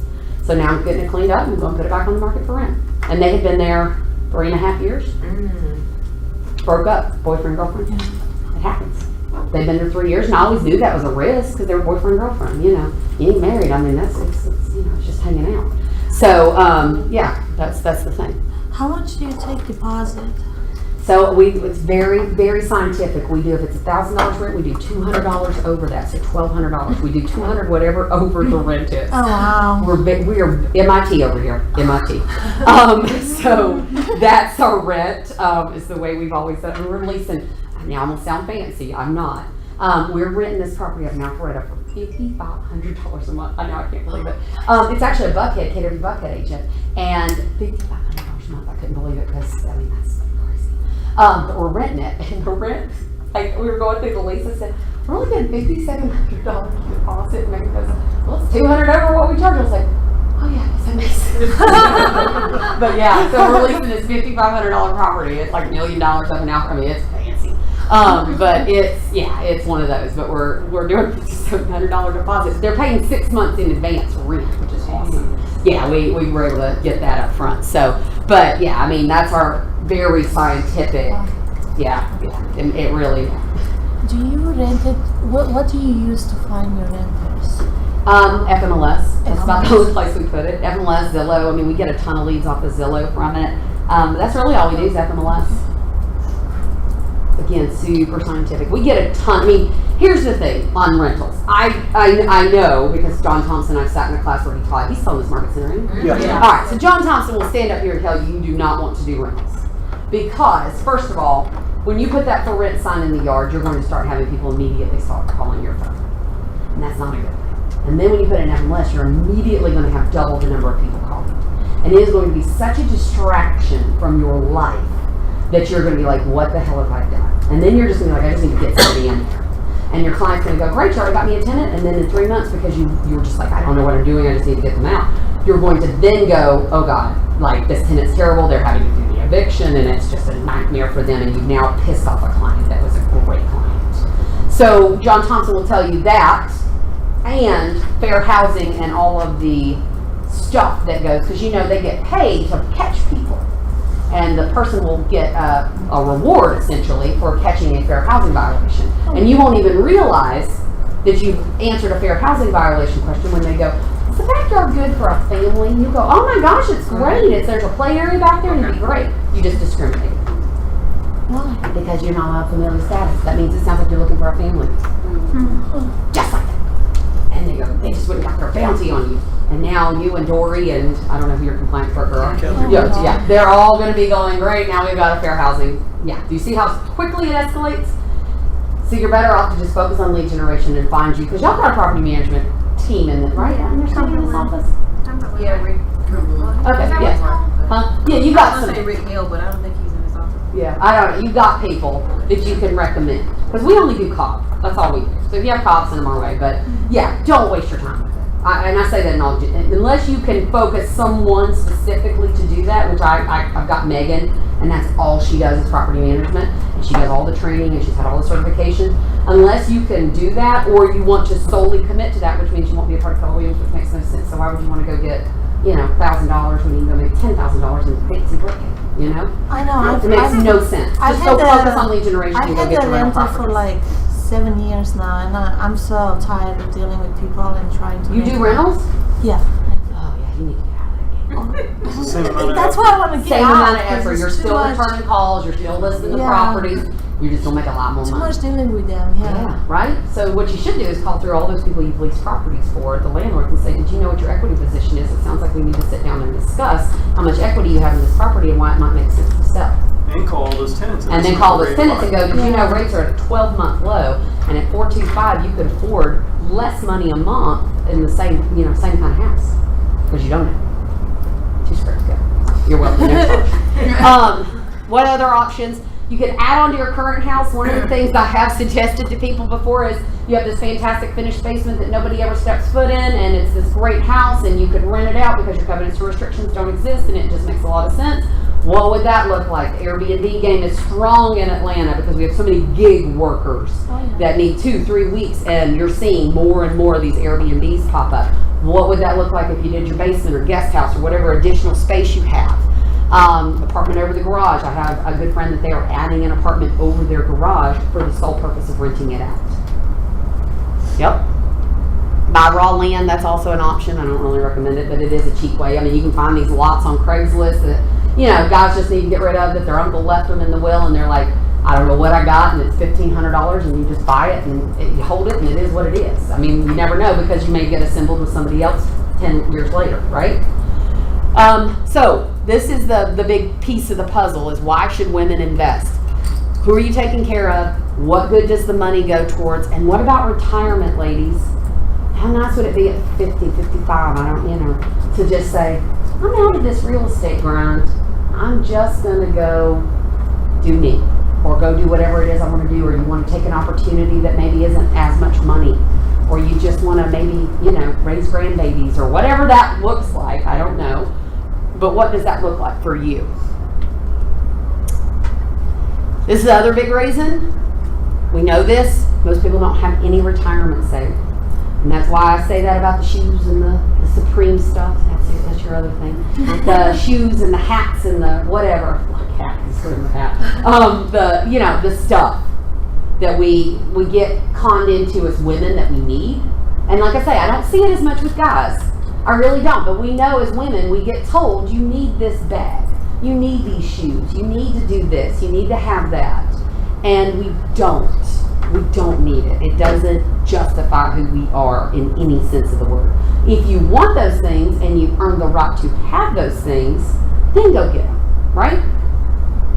But I also know what my contacts look like to get it. And if I say, all right, I want to go buy X, I'm going to make an extra 11 contacts or 22 contacts a week to where I can save up and find that extra deal to do it, or whatever that looks like. Or I'm going to cut an expense. Cut my cable, cut my whatever to buy it, if that's what I want, right? Oh, this thing's trigger happy. All right, so like every week or every month on the 10 lessons, we have a women's lesson. Money is good for the good it can do, because the other piece and the other flip of the coin is, I don't really need any extra money. I mean, we're good. We make a lot. I mean, think about it. I mean, there's agents in this office that make $2, $3, maybe $1 million. I don't know how much these things are making into me. Y'all making big money down here. That are making $2-3 million in GCI. We're making great money in this business, or you should be. You should be making 36 to 40% of what you generate should be coming to you if you're running your business MREA style, right? So when you look at that, maybe you look at your friends and family and you go, gosh, I'm doing okay. I don't need all that extra money. I'm okay. I'll be all right. We make good money. In fact, just cut expenses. But that's not just it. It's about what can that money do? Who am I helping with that money? Who am I able to help? Because you could also say I'm going to donate it. Or I'm going to set it up for my kids in trust and they never know it exists. I mean, how great is that for your kids? You pass away at the ripe old age of 140 and your 100-year-old son finds out that there's a bank account just sitting there with money in it. Or your great-grandchildren or whoever that looks like. What does that look like? So the money's good for what it can do. And that's all money is. Money's neither good or bad. We've all heard those sayings about, well, money's the root of all evil. I mean, we know those conversations that were had in our head. The gal that was here with her father that took her when she was, a young 20-year-old. That's a great conversation to have. What is it that the money can do? And what good are you able to do as a result? Right? Because we all say like Tyler Perry going and paying off the layaway, or you know, all the different things that people, you know, the guy, the mysterious Santas, and bought a house for this person and a car and paid the rent for this, and you know, we hear them like, gosh, wouldn't that be cool to do something like that for somebody? Or you're able to walk into your market center and say, you know, go into the MCA's office, close the door, and say, I'd like to pay 3 people's bills that are behind. Wouldn't that be a nice feeling? I mean, I don't want anybody to know I did it. I don't need to get into all of it. I just want to pay them. Just tell them they're good. Give them another month or 2 in the business, maybe, or whatever. What would that look like? Or you pay for someone to go family union? You know, what would that look like?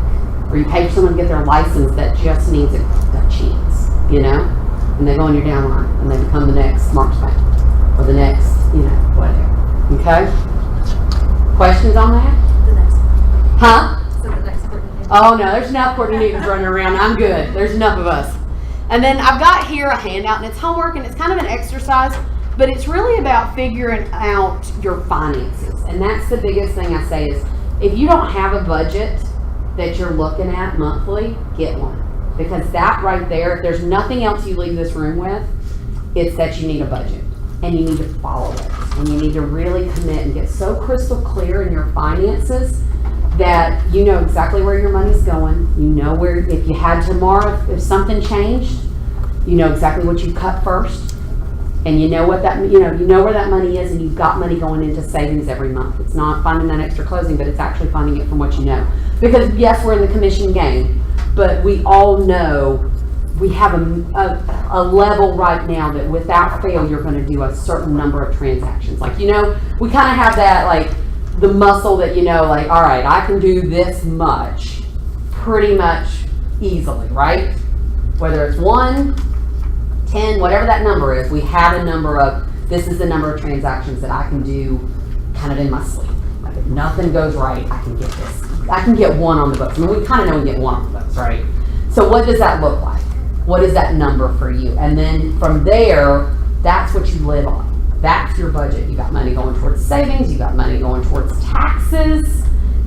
And I mean, I'll tell you, I had one on my team that she got caught. I felt so guilty that I had not impressed upon her enough about the tax consequences.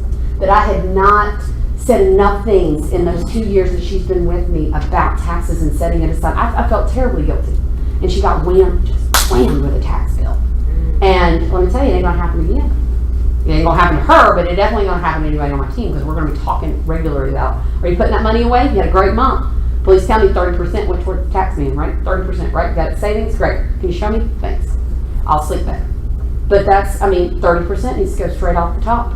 You know, 10% minimum should go towards savings, guys. 10.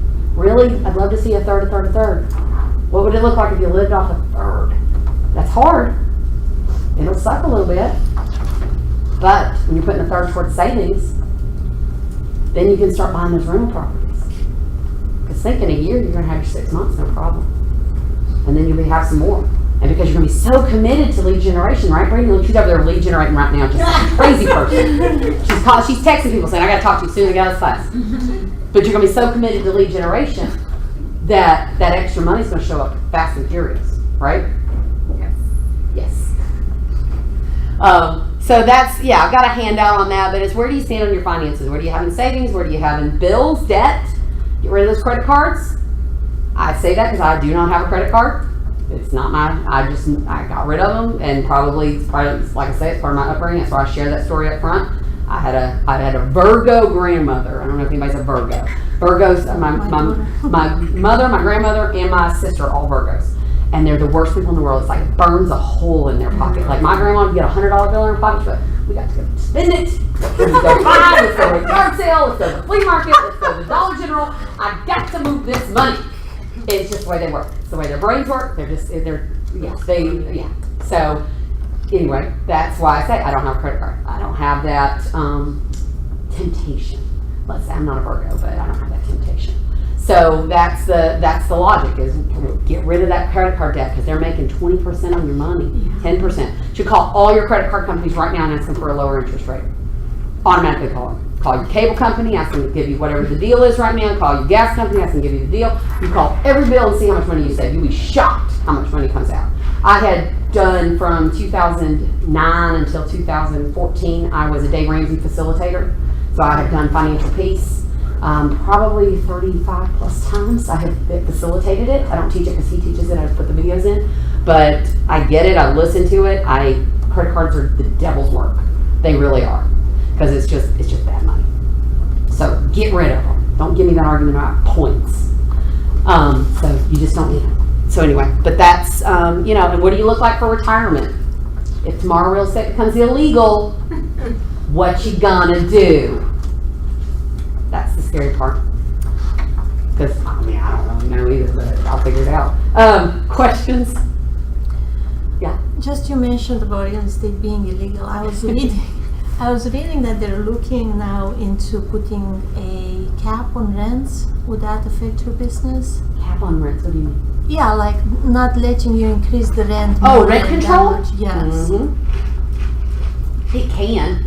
I mean, that's in certain areas. I don't know that it'd be my area necessarily, because like in my leases, I have an automatic 5% increase in rent annually.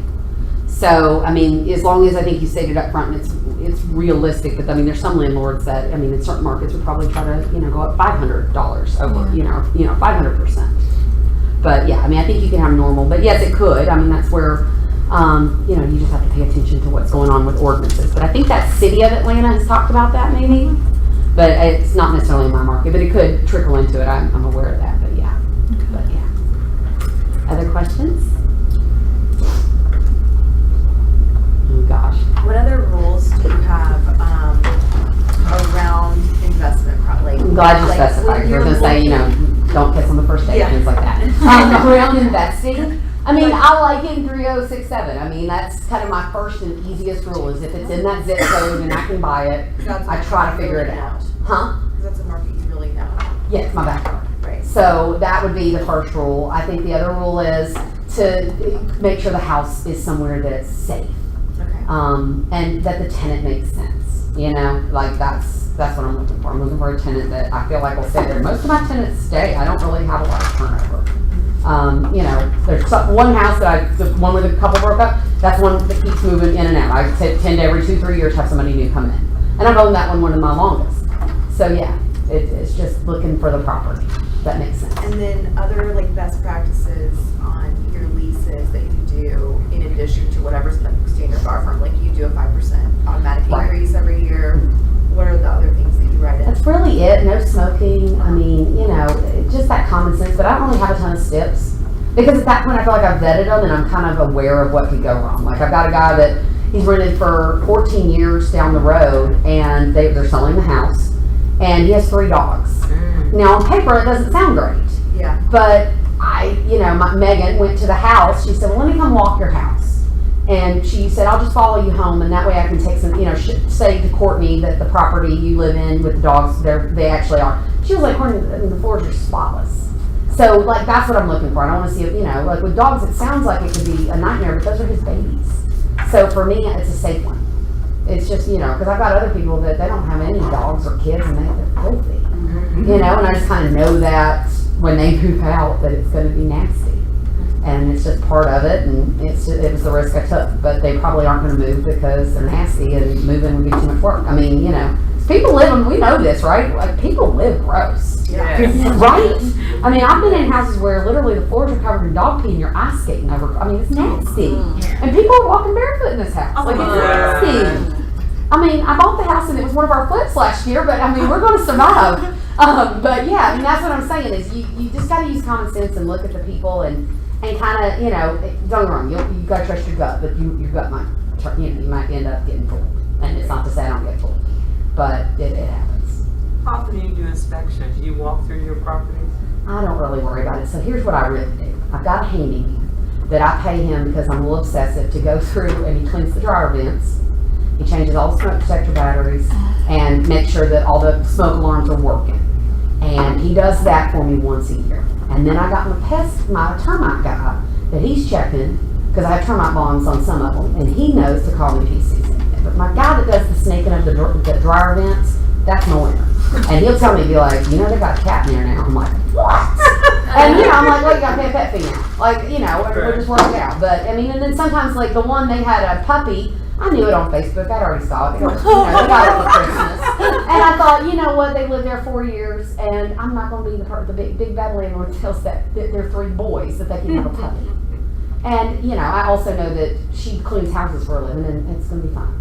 So you just have to use common sense. Right. Yeah, I'm more of a cat hater than a dog hater. So, yeah.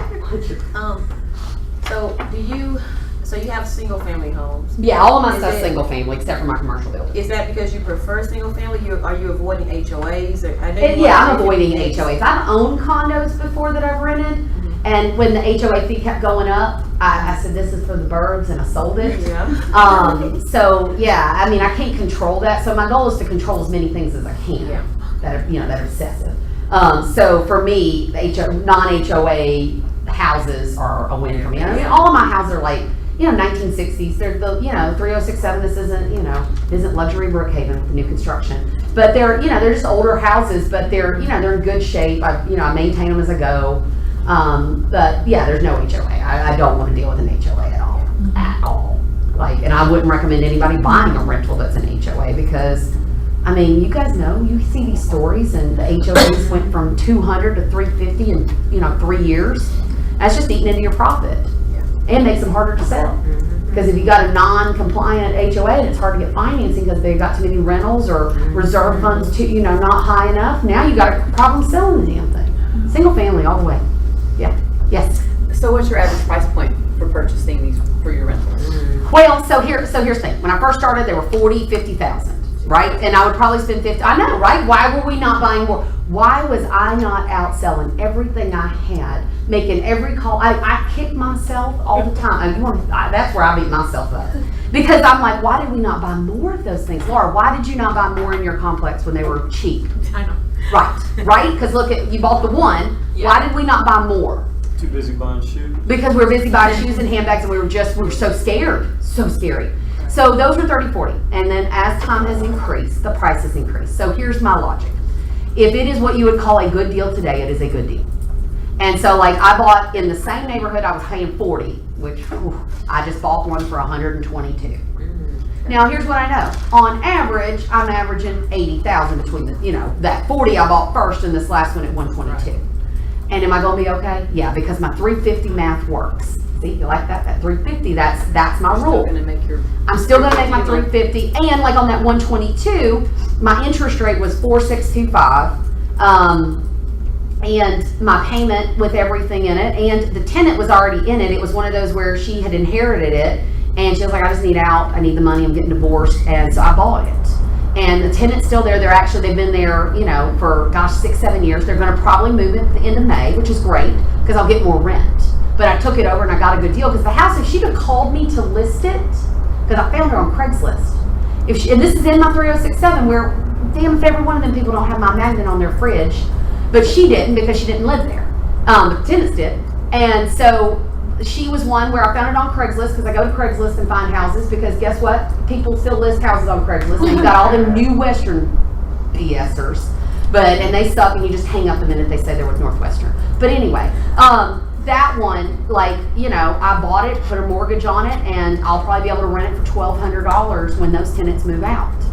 Just like the people that I had to let live there for 9 months, they're gonna, I'll be able to rent that house for probably $1,400. But I had to take because that one, I'm not making any money for 9 months, but that factored into, because even if I'd have gotten $1,000 a month on it, I'm only losing $7, and that one's worth $200. But I had to have the cash and be able to buy it. It was pre-foreclosure and all that jazz, that's how it works.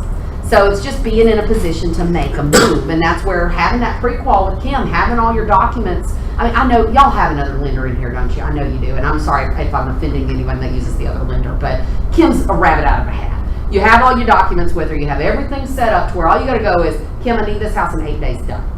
And she's ordering an appraisal and you're done. And that kind of power to walk in and say to somebody, I can close it in 8 days, this is the deal I want, done. Makes a big difference, right?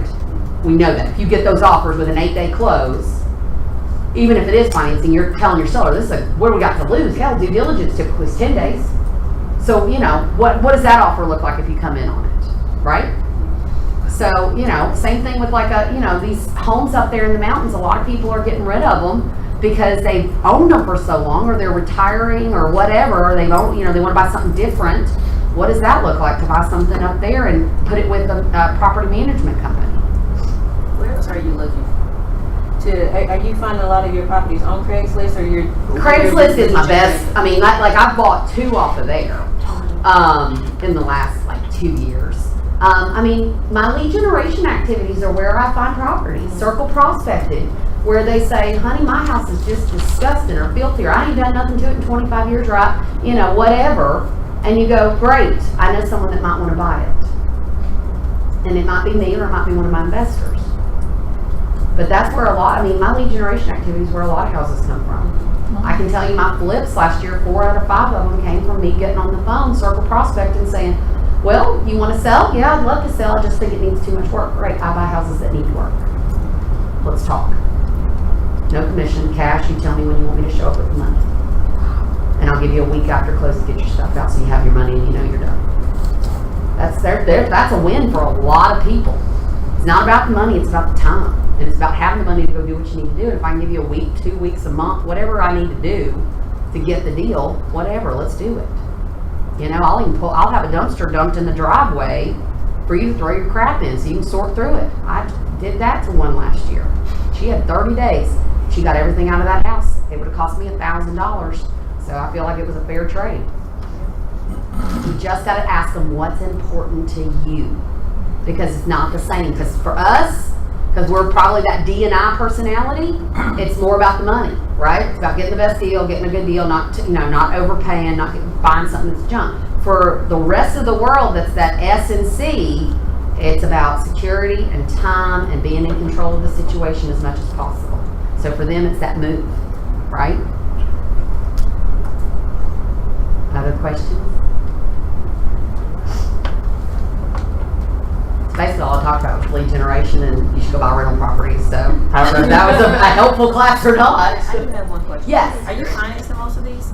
Some of them. Some of them. Like the one I bought for $122. Yep, put a mortgage down on the one that was the pre-foreclosure. I had to pay cash. We just didn't have enough time. I mean, literally they called me on day after Christmas and I had to close the 31st.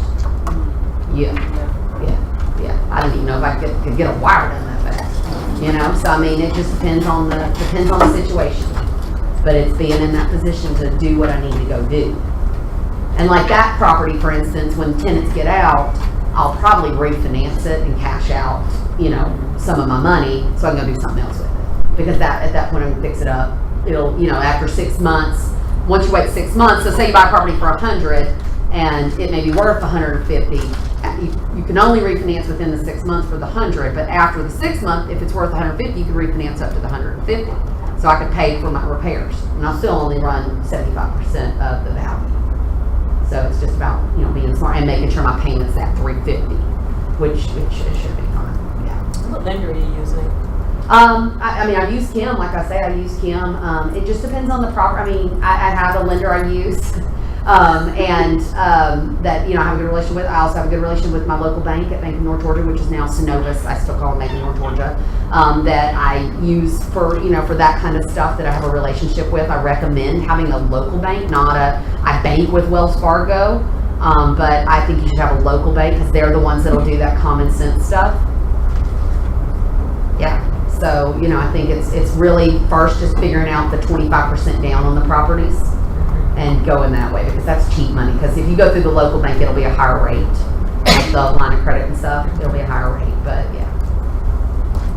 Yes. When you're evaluating that 350 cash flow, are you taking into account, is that just the net number? Or are you taking into account like maintenance, payment, taxes, insurance, rent? That's all that's all I'm looking at. And that's kind of, like I say, that 350 seems to be the right number. Mm-hmm. It seems to work for me. Now, you might say different. Because like in Fulton, y'all's taxes in Fulton, DeKalb, are way high, and they're just getting higher. So I don't know how you calculate for that, because I feel like your taxes could go up $150, $200 a month, and that could really eat into that profit margin. So you may need to put a $500. I don't know. But you have to ask yourself, can the rents go up to support that? Mm-hmm. Or am I better just to leave them alone? You know, because I know like the Beltline, people are just scooping up properties down there, and then the rents are high, but the taxes, that's Fulton County, right? So it's tough.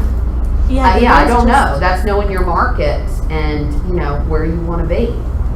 The taxes just doubled last year, so I have that situation. The taxes doubled, and that doesn't, you know, That makes it sense for affects that my person to sell profit it. a lot. And reallocate those funds towards something else. Yeah. Because my guess is the inventory levels are probably low, and somebody will still buy it with the taxes being doubled from where he bought it, or that person bought it. I mean, I have a good friend, he bought a quadruplex, and he paid $55,000 for it, and this when the market was bad, and I remember he was like, I just don't know if I should buy this or not, and I was like, go buy the damn property, like you're overthinking it. And like his taxes have almost quadrupled in the last 2 years, but it's because of the density of the property where it is. But I mean, he makes like $4,000 a month income on that thing, makes after he's done.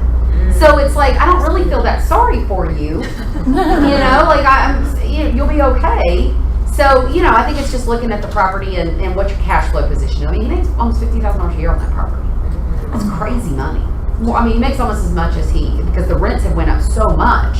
But I mean, it was a little risky, but it was like, well, it's $55,000 for 4 doors. Like, kind of makes sense. It's across from like Morehouse. Yeah. So he's renting it. Great tenants. So that's the hard part. Is, you know, the taxes go up. Does it still make sense? I mean, yeah, if you're making $4,000 a month, even if the taxes go up another $1,000 a month, it's still probably a good deal because he owes so little on it. I mean, you know, 7-8 years later, he doesn't owe much on a $55,000 loan. Yeah. So you just have to look at the property and really examine it. If it was a stock, would you sell it? And kind of go that way with it. But that's where you, as the realtor, need to sit down with them and go, let me buy you a cup of coffee and let me go through your properties. I got a list of everything you own, and we'll go through it and let's talk about them. Because it could make sense to cut ties with something and go buy something else. Or look at the rents and maybe you start giving notice at the end of the lease that you're going to raise the rents because you're too low on your rents. Because a lot of people have in their leases the rent increases, but they don't execute them properly. They don't send, like we send notice that 60 days out, you're supposed to notify them that the rent's going to go up. We send it 90 days. And then again at 60. Because I want to make very clear, you know, at the end of this quarter, the rent is going up. And then we call and say, are you intending on staying or are you moving? And usually they'll stay because the 5%, the cost of moving is less than what that cost monthly would be. So they'll stay. But then I've got some that we've done it so many times I'm not going to do it anymore because I don't know that I could get the same rent if I put somebody out and I'd have to spend money to fix it up. But that's the kind of stuff you have to enforce it. I have a client, he has 13 properties, never enforced any of them.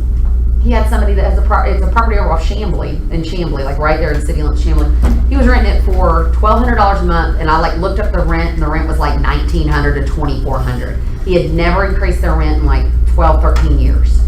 And I was like, so you realize if you'd have paid me, you would have made more money than if you hadn't. And he just didn't get it. And now he gets it because we went through and I said, let me just be your enforcer of your rent increases, and we worked out a payment on that. But that's what I'm saying is you gotta pay attention. It's a business. Another question? Yes. So I have a solo 401, which I'm kind of torn as to whether I should dip into it for that 25%. Yeah. Or I could just sit back and lead gen and save that money. I'm gonna tell you lead generate. Don't And touch not that. Like, touch you got penalties, taxes, fees. I Don't know. do that. Why cost yourself 30, 40%? I know. That's what it'll cost. Yeah. Just go get on the phone and go get one more listing appointment a week. Okay. Listings are easy right now, guys. You just gotta be willing to tell people what their houses are worth. You just gotta get enough people that want to know what their house is worth. Because usually when they hear that number, they go, "Oh, I can get that money. I'll take that cash. Done. It's monopoly right now." Okay. So I tell you, just go lead generate. And do it for 6 months, and then if you still don't feel like you're getting ahead, which I would doubt seriously, but if you don't, then yeah, in 6 months you should be in a position that you could go buy a property easily. Because think, on a $150,000 property, you need about $32,000. 6 months, that's one extra. I mean, gosh, y'all's price point 3 months, and you know it's fast. 32. I mean, we make a lot of money. Yeah. I mean, I know this is it. You're never gonna be able to use this tape recorder. Well, I mean, we do. We make a lot of money. I mean, we talk like $32,000 is, just go lead generate. It's no big deal. Think about it. There are people educating your children that barely make that. And we're making it just hustling properties. I mean, you know, like, you got to put a little perspective around this. So that's why I say, just go get on the phones. Don't touch your 401k. Okay. I wouldn't do that. Okay, thank you. Believe me, there's times when I look at mine, I'm like, how many houses I could have? Like, I could have a lot of houses. Yeah. No, I just leave it sit because that's what I'm told I need to put some money in there for taxes. Yes. Courtney, so I'm trying to get my mom into getting rental properties so she can have a stream of income for retirement because she's already retired, and I don't know the exact way that she's received the money, but she's received like some of her retirement funds and whatnot. So do you have a strategy or anything that you're doing with individuals that's retiring, like my mom, to get them to be more interested in purchasing rental property so they can have that cash flow? Well, they got to look at it from, they need the cash flow. It's more about that $350 a month. How much, I mean, $350 a month, because she's on a fixed income, she's retired. So what does $350 extra a month look like?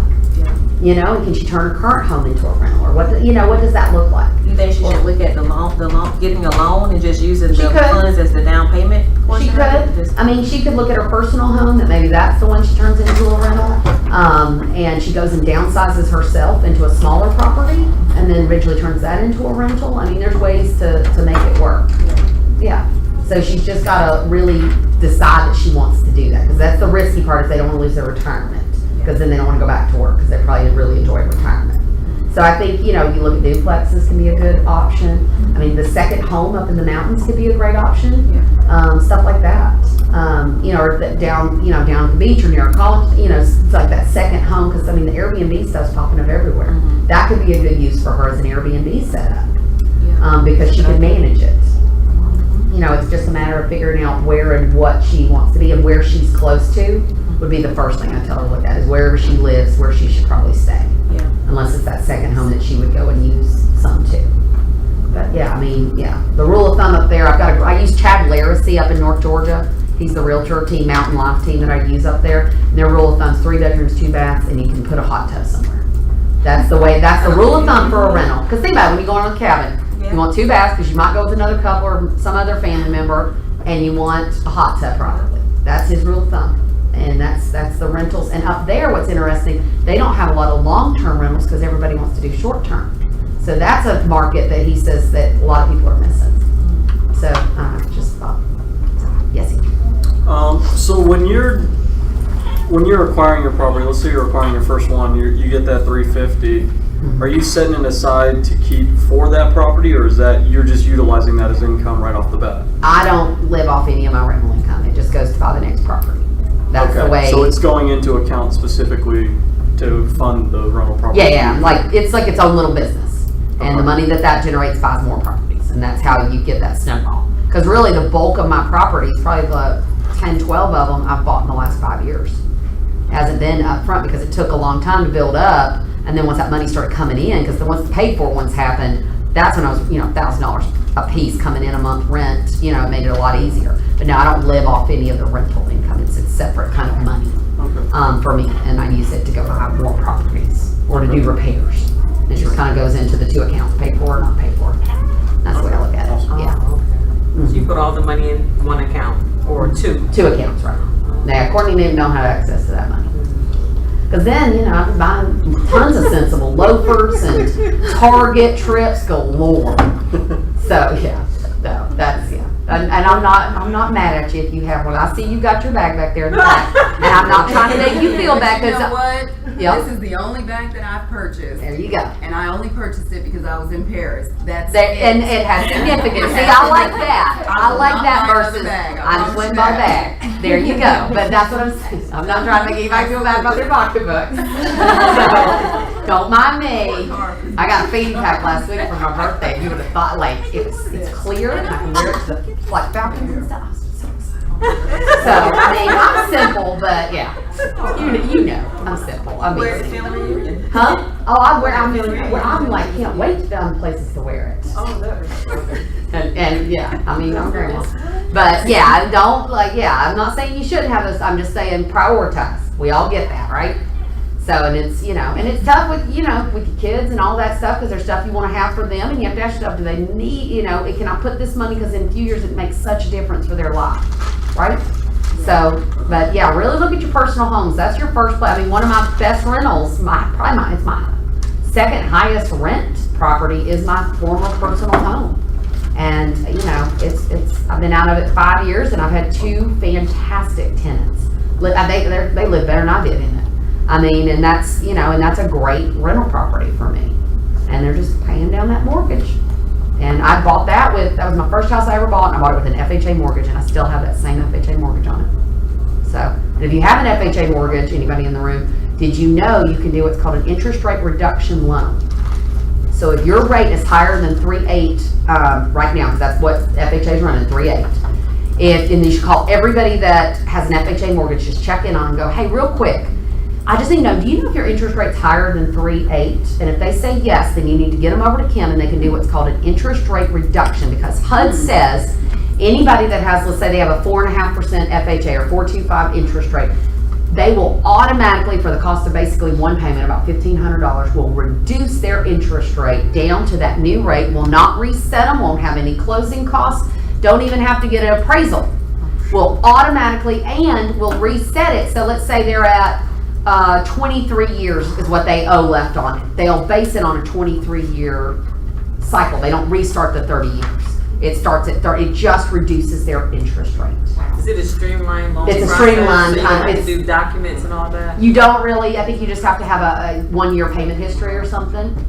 Now what about People don't know about that, right? Did y'all They should know? already be calling them people though. Well, they're probably getting the call saying refinance. Yeah, that's what. And they get confused and they're like, I don't want to refinance. You know, they don't know that they can do this and they skip a month payment, so that $1,500 doesn't ever really cost them. Yeah. That's a great, I mean, think about that call, guys. You call your client that's at 4.5 or 4.875 because they bought back in 2011 or whatever what the rates were when they were high on FHA.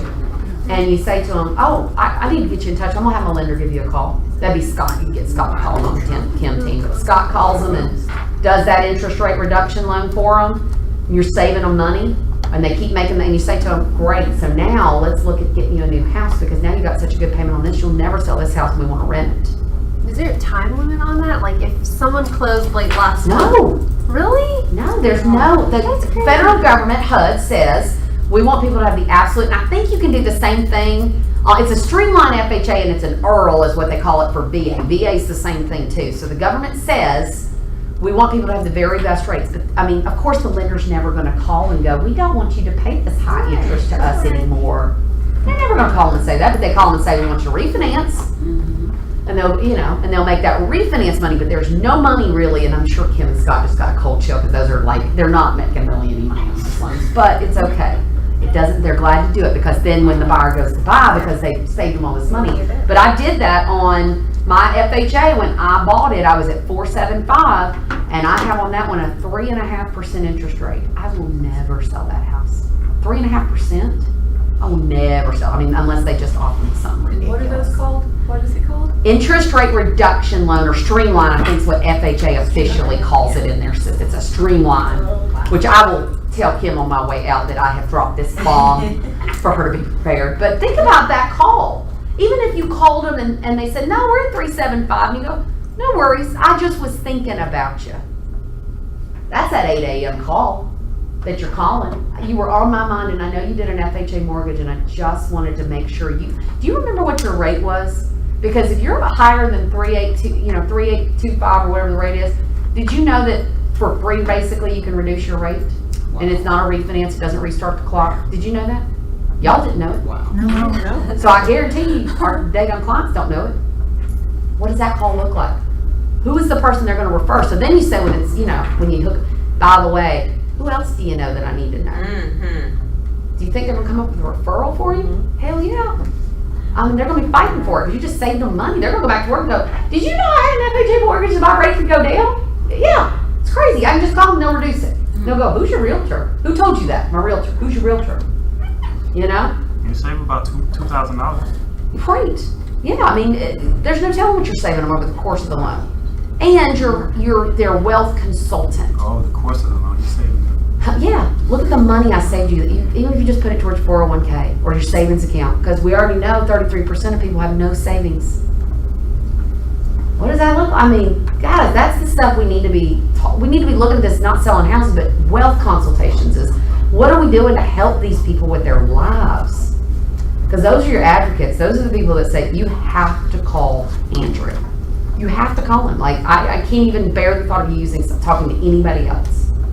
Because he's done so much for me and my family.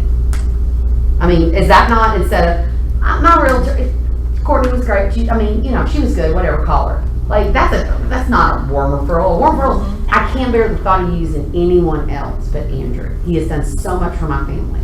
Holy heck, I'll call Andrew. You know, like, that's what I'm saying. That's what you want, right? That's the kind of referral you want out there. And it's just, how do you make enough phone calls to have those people running around? Because that's the thing. What do we call? That's what we all sit and worry about. Who do we call? What do we say? Right? I don't know what to say to them. I just don't. It's nothing other than you were on my mind. And I know, you know, did you do an FHA mortgage? We know those clients. We know them. We know who did an FHA. So go back through. Block an hour and say, I'm going to go through my files for the last 3 years. And I'm going to write down every name. And then I'm going to call them Monday. Set an hour. What would that look like? And they go, we were thinking about selling. Great, even better. But let's also look at what an interest rate reduction loan could look like, because you might make some more sense for you to rent. Is that a different conversation than I'll be over with my son? Because every realtor wants to list them, but very few realtors will say, actually, I think you ought to consider renting. Because they get a taste of that $350 a month.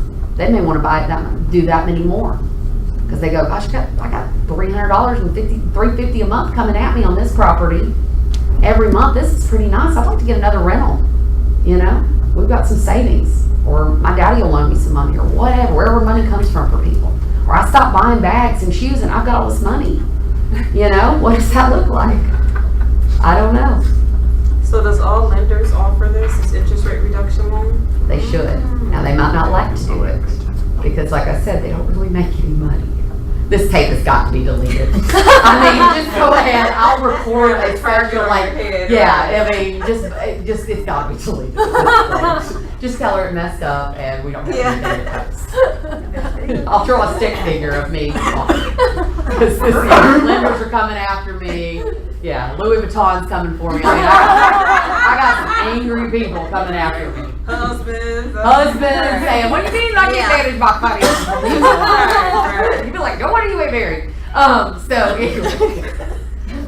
But yes, that any lender will do it. They probably don't want to talk about it. We'd like to talk about a refinance, but maybe not a interest rate reduction. But I know Kim Neely and Scott Milton will be glad to talk about it because they see big picture. And that's what you're looking for. So, and it'd make me nervous if I had a lender that wasn't excited about doing one of those. They might not be excited, but they should be wanting to do it because it's an opportunity. Mm-hmm. And it's about getting in a relationship and, you know, all that good stuff. Yep. It's good to know. Thank you. Good. See, I gave you a nugget. I gave you something. I gave you something again, like little ninja bombs. You just created a turmoil at the end. What? You created a turmoil to say. Well, right. So think about that Monday morning. You go through, take an hour in the next 48 hours and say, I'm going to go through all my files for every FHA person I've ever closed in my whole career. Right? And one easy way to do it would be going, you don't even go through your files, go into FMLS, do a search or reverse search of everything you've sold and just click through and it'll say FHA at the bottom because you have to disclose the one time. Man, I am on it. I am done for the day. But go that way and you just write down and you know you remember who you sold it to. And go that way and then think about the listings you had that did FHA and see if you can't reverse prospect those people and call them and go, I was the listing agent, but I just wanted to call you because I don't know if your realtors told you or not, but there's some hell, I mean, I'm here all week, people. Call ideas. There, I mean, you know, because I love an orphan client. I mean, y'all put orphan clients, right? Because my listing appointment last night was an orphan client. And she did not call her other realtor. She said, well, I feel like you knew the house. And I said, you're damn right, I know this house. I've sold it before. I'm going to sell it again. Let's go. And I said, here's the seller's disclosure CAD. Here's everything you need. Let's go. I listed that orphan, but I had been mailing her because I held her baby at closing because I'm a baby person. I held her baby. Andrew, you know I'm a baby person. Held her baby at closing, and that's what bonded us. So that's what I'm saying. Go after those orphan people. Think about that if you reverse prospected or just sent a note to them. Hey, I don't know if you've heard about an interest rate reduction loan, but I've been calling my clients and you stuck out in my mind from closing as somebody that might want to take advantage. Call me if you want to know more about it. Oh my gosh, contacts are going through the roof. I gotta get some some people in this market center, so my profit share shows up. Any other questions? Y'all like just sit here for a few more minutes, see what else I babble on. Yeah, Kim and Scott are probably like, why is this an interest rate reduction? I'll tell them on the way out that they could expect this. Yes, ma'am. How many people do you have in your database? We're about 1,700. Yeah, that's it. It's not huge. Because I mean, look, I'll delete you if you're a PETA. I don't like you. I don't want to know you. You're gone. And I delete fast. Like, I'm quick to drop you. Yeah. I mean, because if you're just not a nice person, I don't want to deal with you. Life's too short. Yeah. So I delete them. So yeah, I've got 1,700. I need to have about 2,000 really based on our goals and numbers. And we're committed to adding people to our database per my coach. We have to add so many people a month into my database. The problem is I delete them and it's like, my net struggles some months. But yeah, we're working to add people, and that's where circle prospecting helps and things like that. But yeah, it's about 1,700 because we've got like our client appreciation event coming up, and like today, that's what I spent a lot of my time, was sending out that and calling people to get their head count for. We do a Braves game for our clients, and so those were good calls today. That I got to make early this morning. So a lot of people like, I know you're on your way to work, just want to see, how many tickets I can count on you for. Can't wait to see you. We're gonna have a face painter. That's exciting. Out of the 1,700 in your database, how many actually show up in the Braves? Last year we had about 480. So what price point? What price point what? What price point ticket do you get? Oh, the cheapest ones I can afford. We're in the nosebleed. We're in the part where like I can't look down. So, and I'm a huge Braves fan. I have season tickets. I love the Braves. Like that's like for my birthday, that's all I wanted was to go to the Braves game and just heckle the players. Like that's what I like to do. Watch them all the time. But we were in the 400 section, and they were $4 a ticket. But you know what? We did a big party over at Sports and Social. I'll tell you, we're doing it this year at Punch Bowl. If y'all want a great, don't do the tailgate thing. Go rent out Punch Bowl. It's not that much. Get sponsors from your vendors. Go spend that money. Go buy the cheap seats, but do a great party ahead of time. And we're having like a face painter, and it's wine and beer. We're not doing liquor. And I've just got sliders and chips and salsa and stuff like that, basic food. And it's not, I'm telling you, it's not that much because I got sponsors, my home war. And maybe you pair up with another team that you guys take one half of because the place can divide. I was telling one of my friends, I said, go find another team that does about the same level of business as you, and y'all split the expense. You take one half, she takes the other, but I'm renting the entire Punch Bowl Social bottom out. And we're going to do $4 seats, and we're going to have a damn good time. We're going to watch the Braves. So yeah, I mean, that's a great time. Like, I mean, we have people calling because it's a little later this year than it was last year. Did I miss the invite? I'm down. But at $4, I can say to them, bring the whole family. All right. Well, my girlfriend, she wants to come. Can I bring her and her son? Absolutely. It's $12, and now I got a new person in my database. Right. I mean, I'll buy them if I have to at this point. Like, if I gotta buy you a couple Braves tickets and a slider, so be it. But you know what I'm saying? Like, that's for $12, and they get to come meet me and have a good time, and their realtor ain't doing that stuff for them. And then I'm gonna call them and say, do you have an FHA loan? Have you looked at an interest rate? But that's what I'm saying. That's the way you get in with them to where they're like, I don't even remember who my realtor was. Think about it. Does your husband beat you, and do you need him? I know, right? I mean, does your husband handle your finances? Because if he does, we need to talk. But no, that's what I'm saying is that's the point of this. It's not for me to post a big party or anything. It's for me to get in front of more people. So when they say, do you care if I can I have 6? Absolutely. No problem. No big deal. Let's go. So. Any other questions? This has been fantastic. Yes, great. All right. Delete this page. What was the gal's name that set it up? Kayla. Kayla, I'm like, honey, you got to delete this.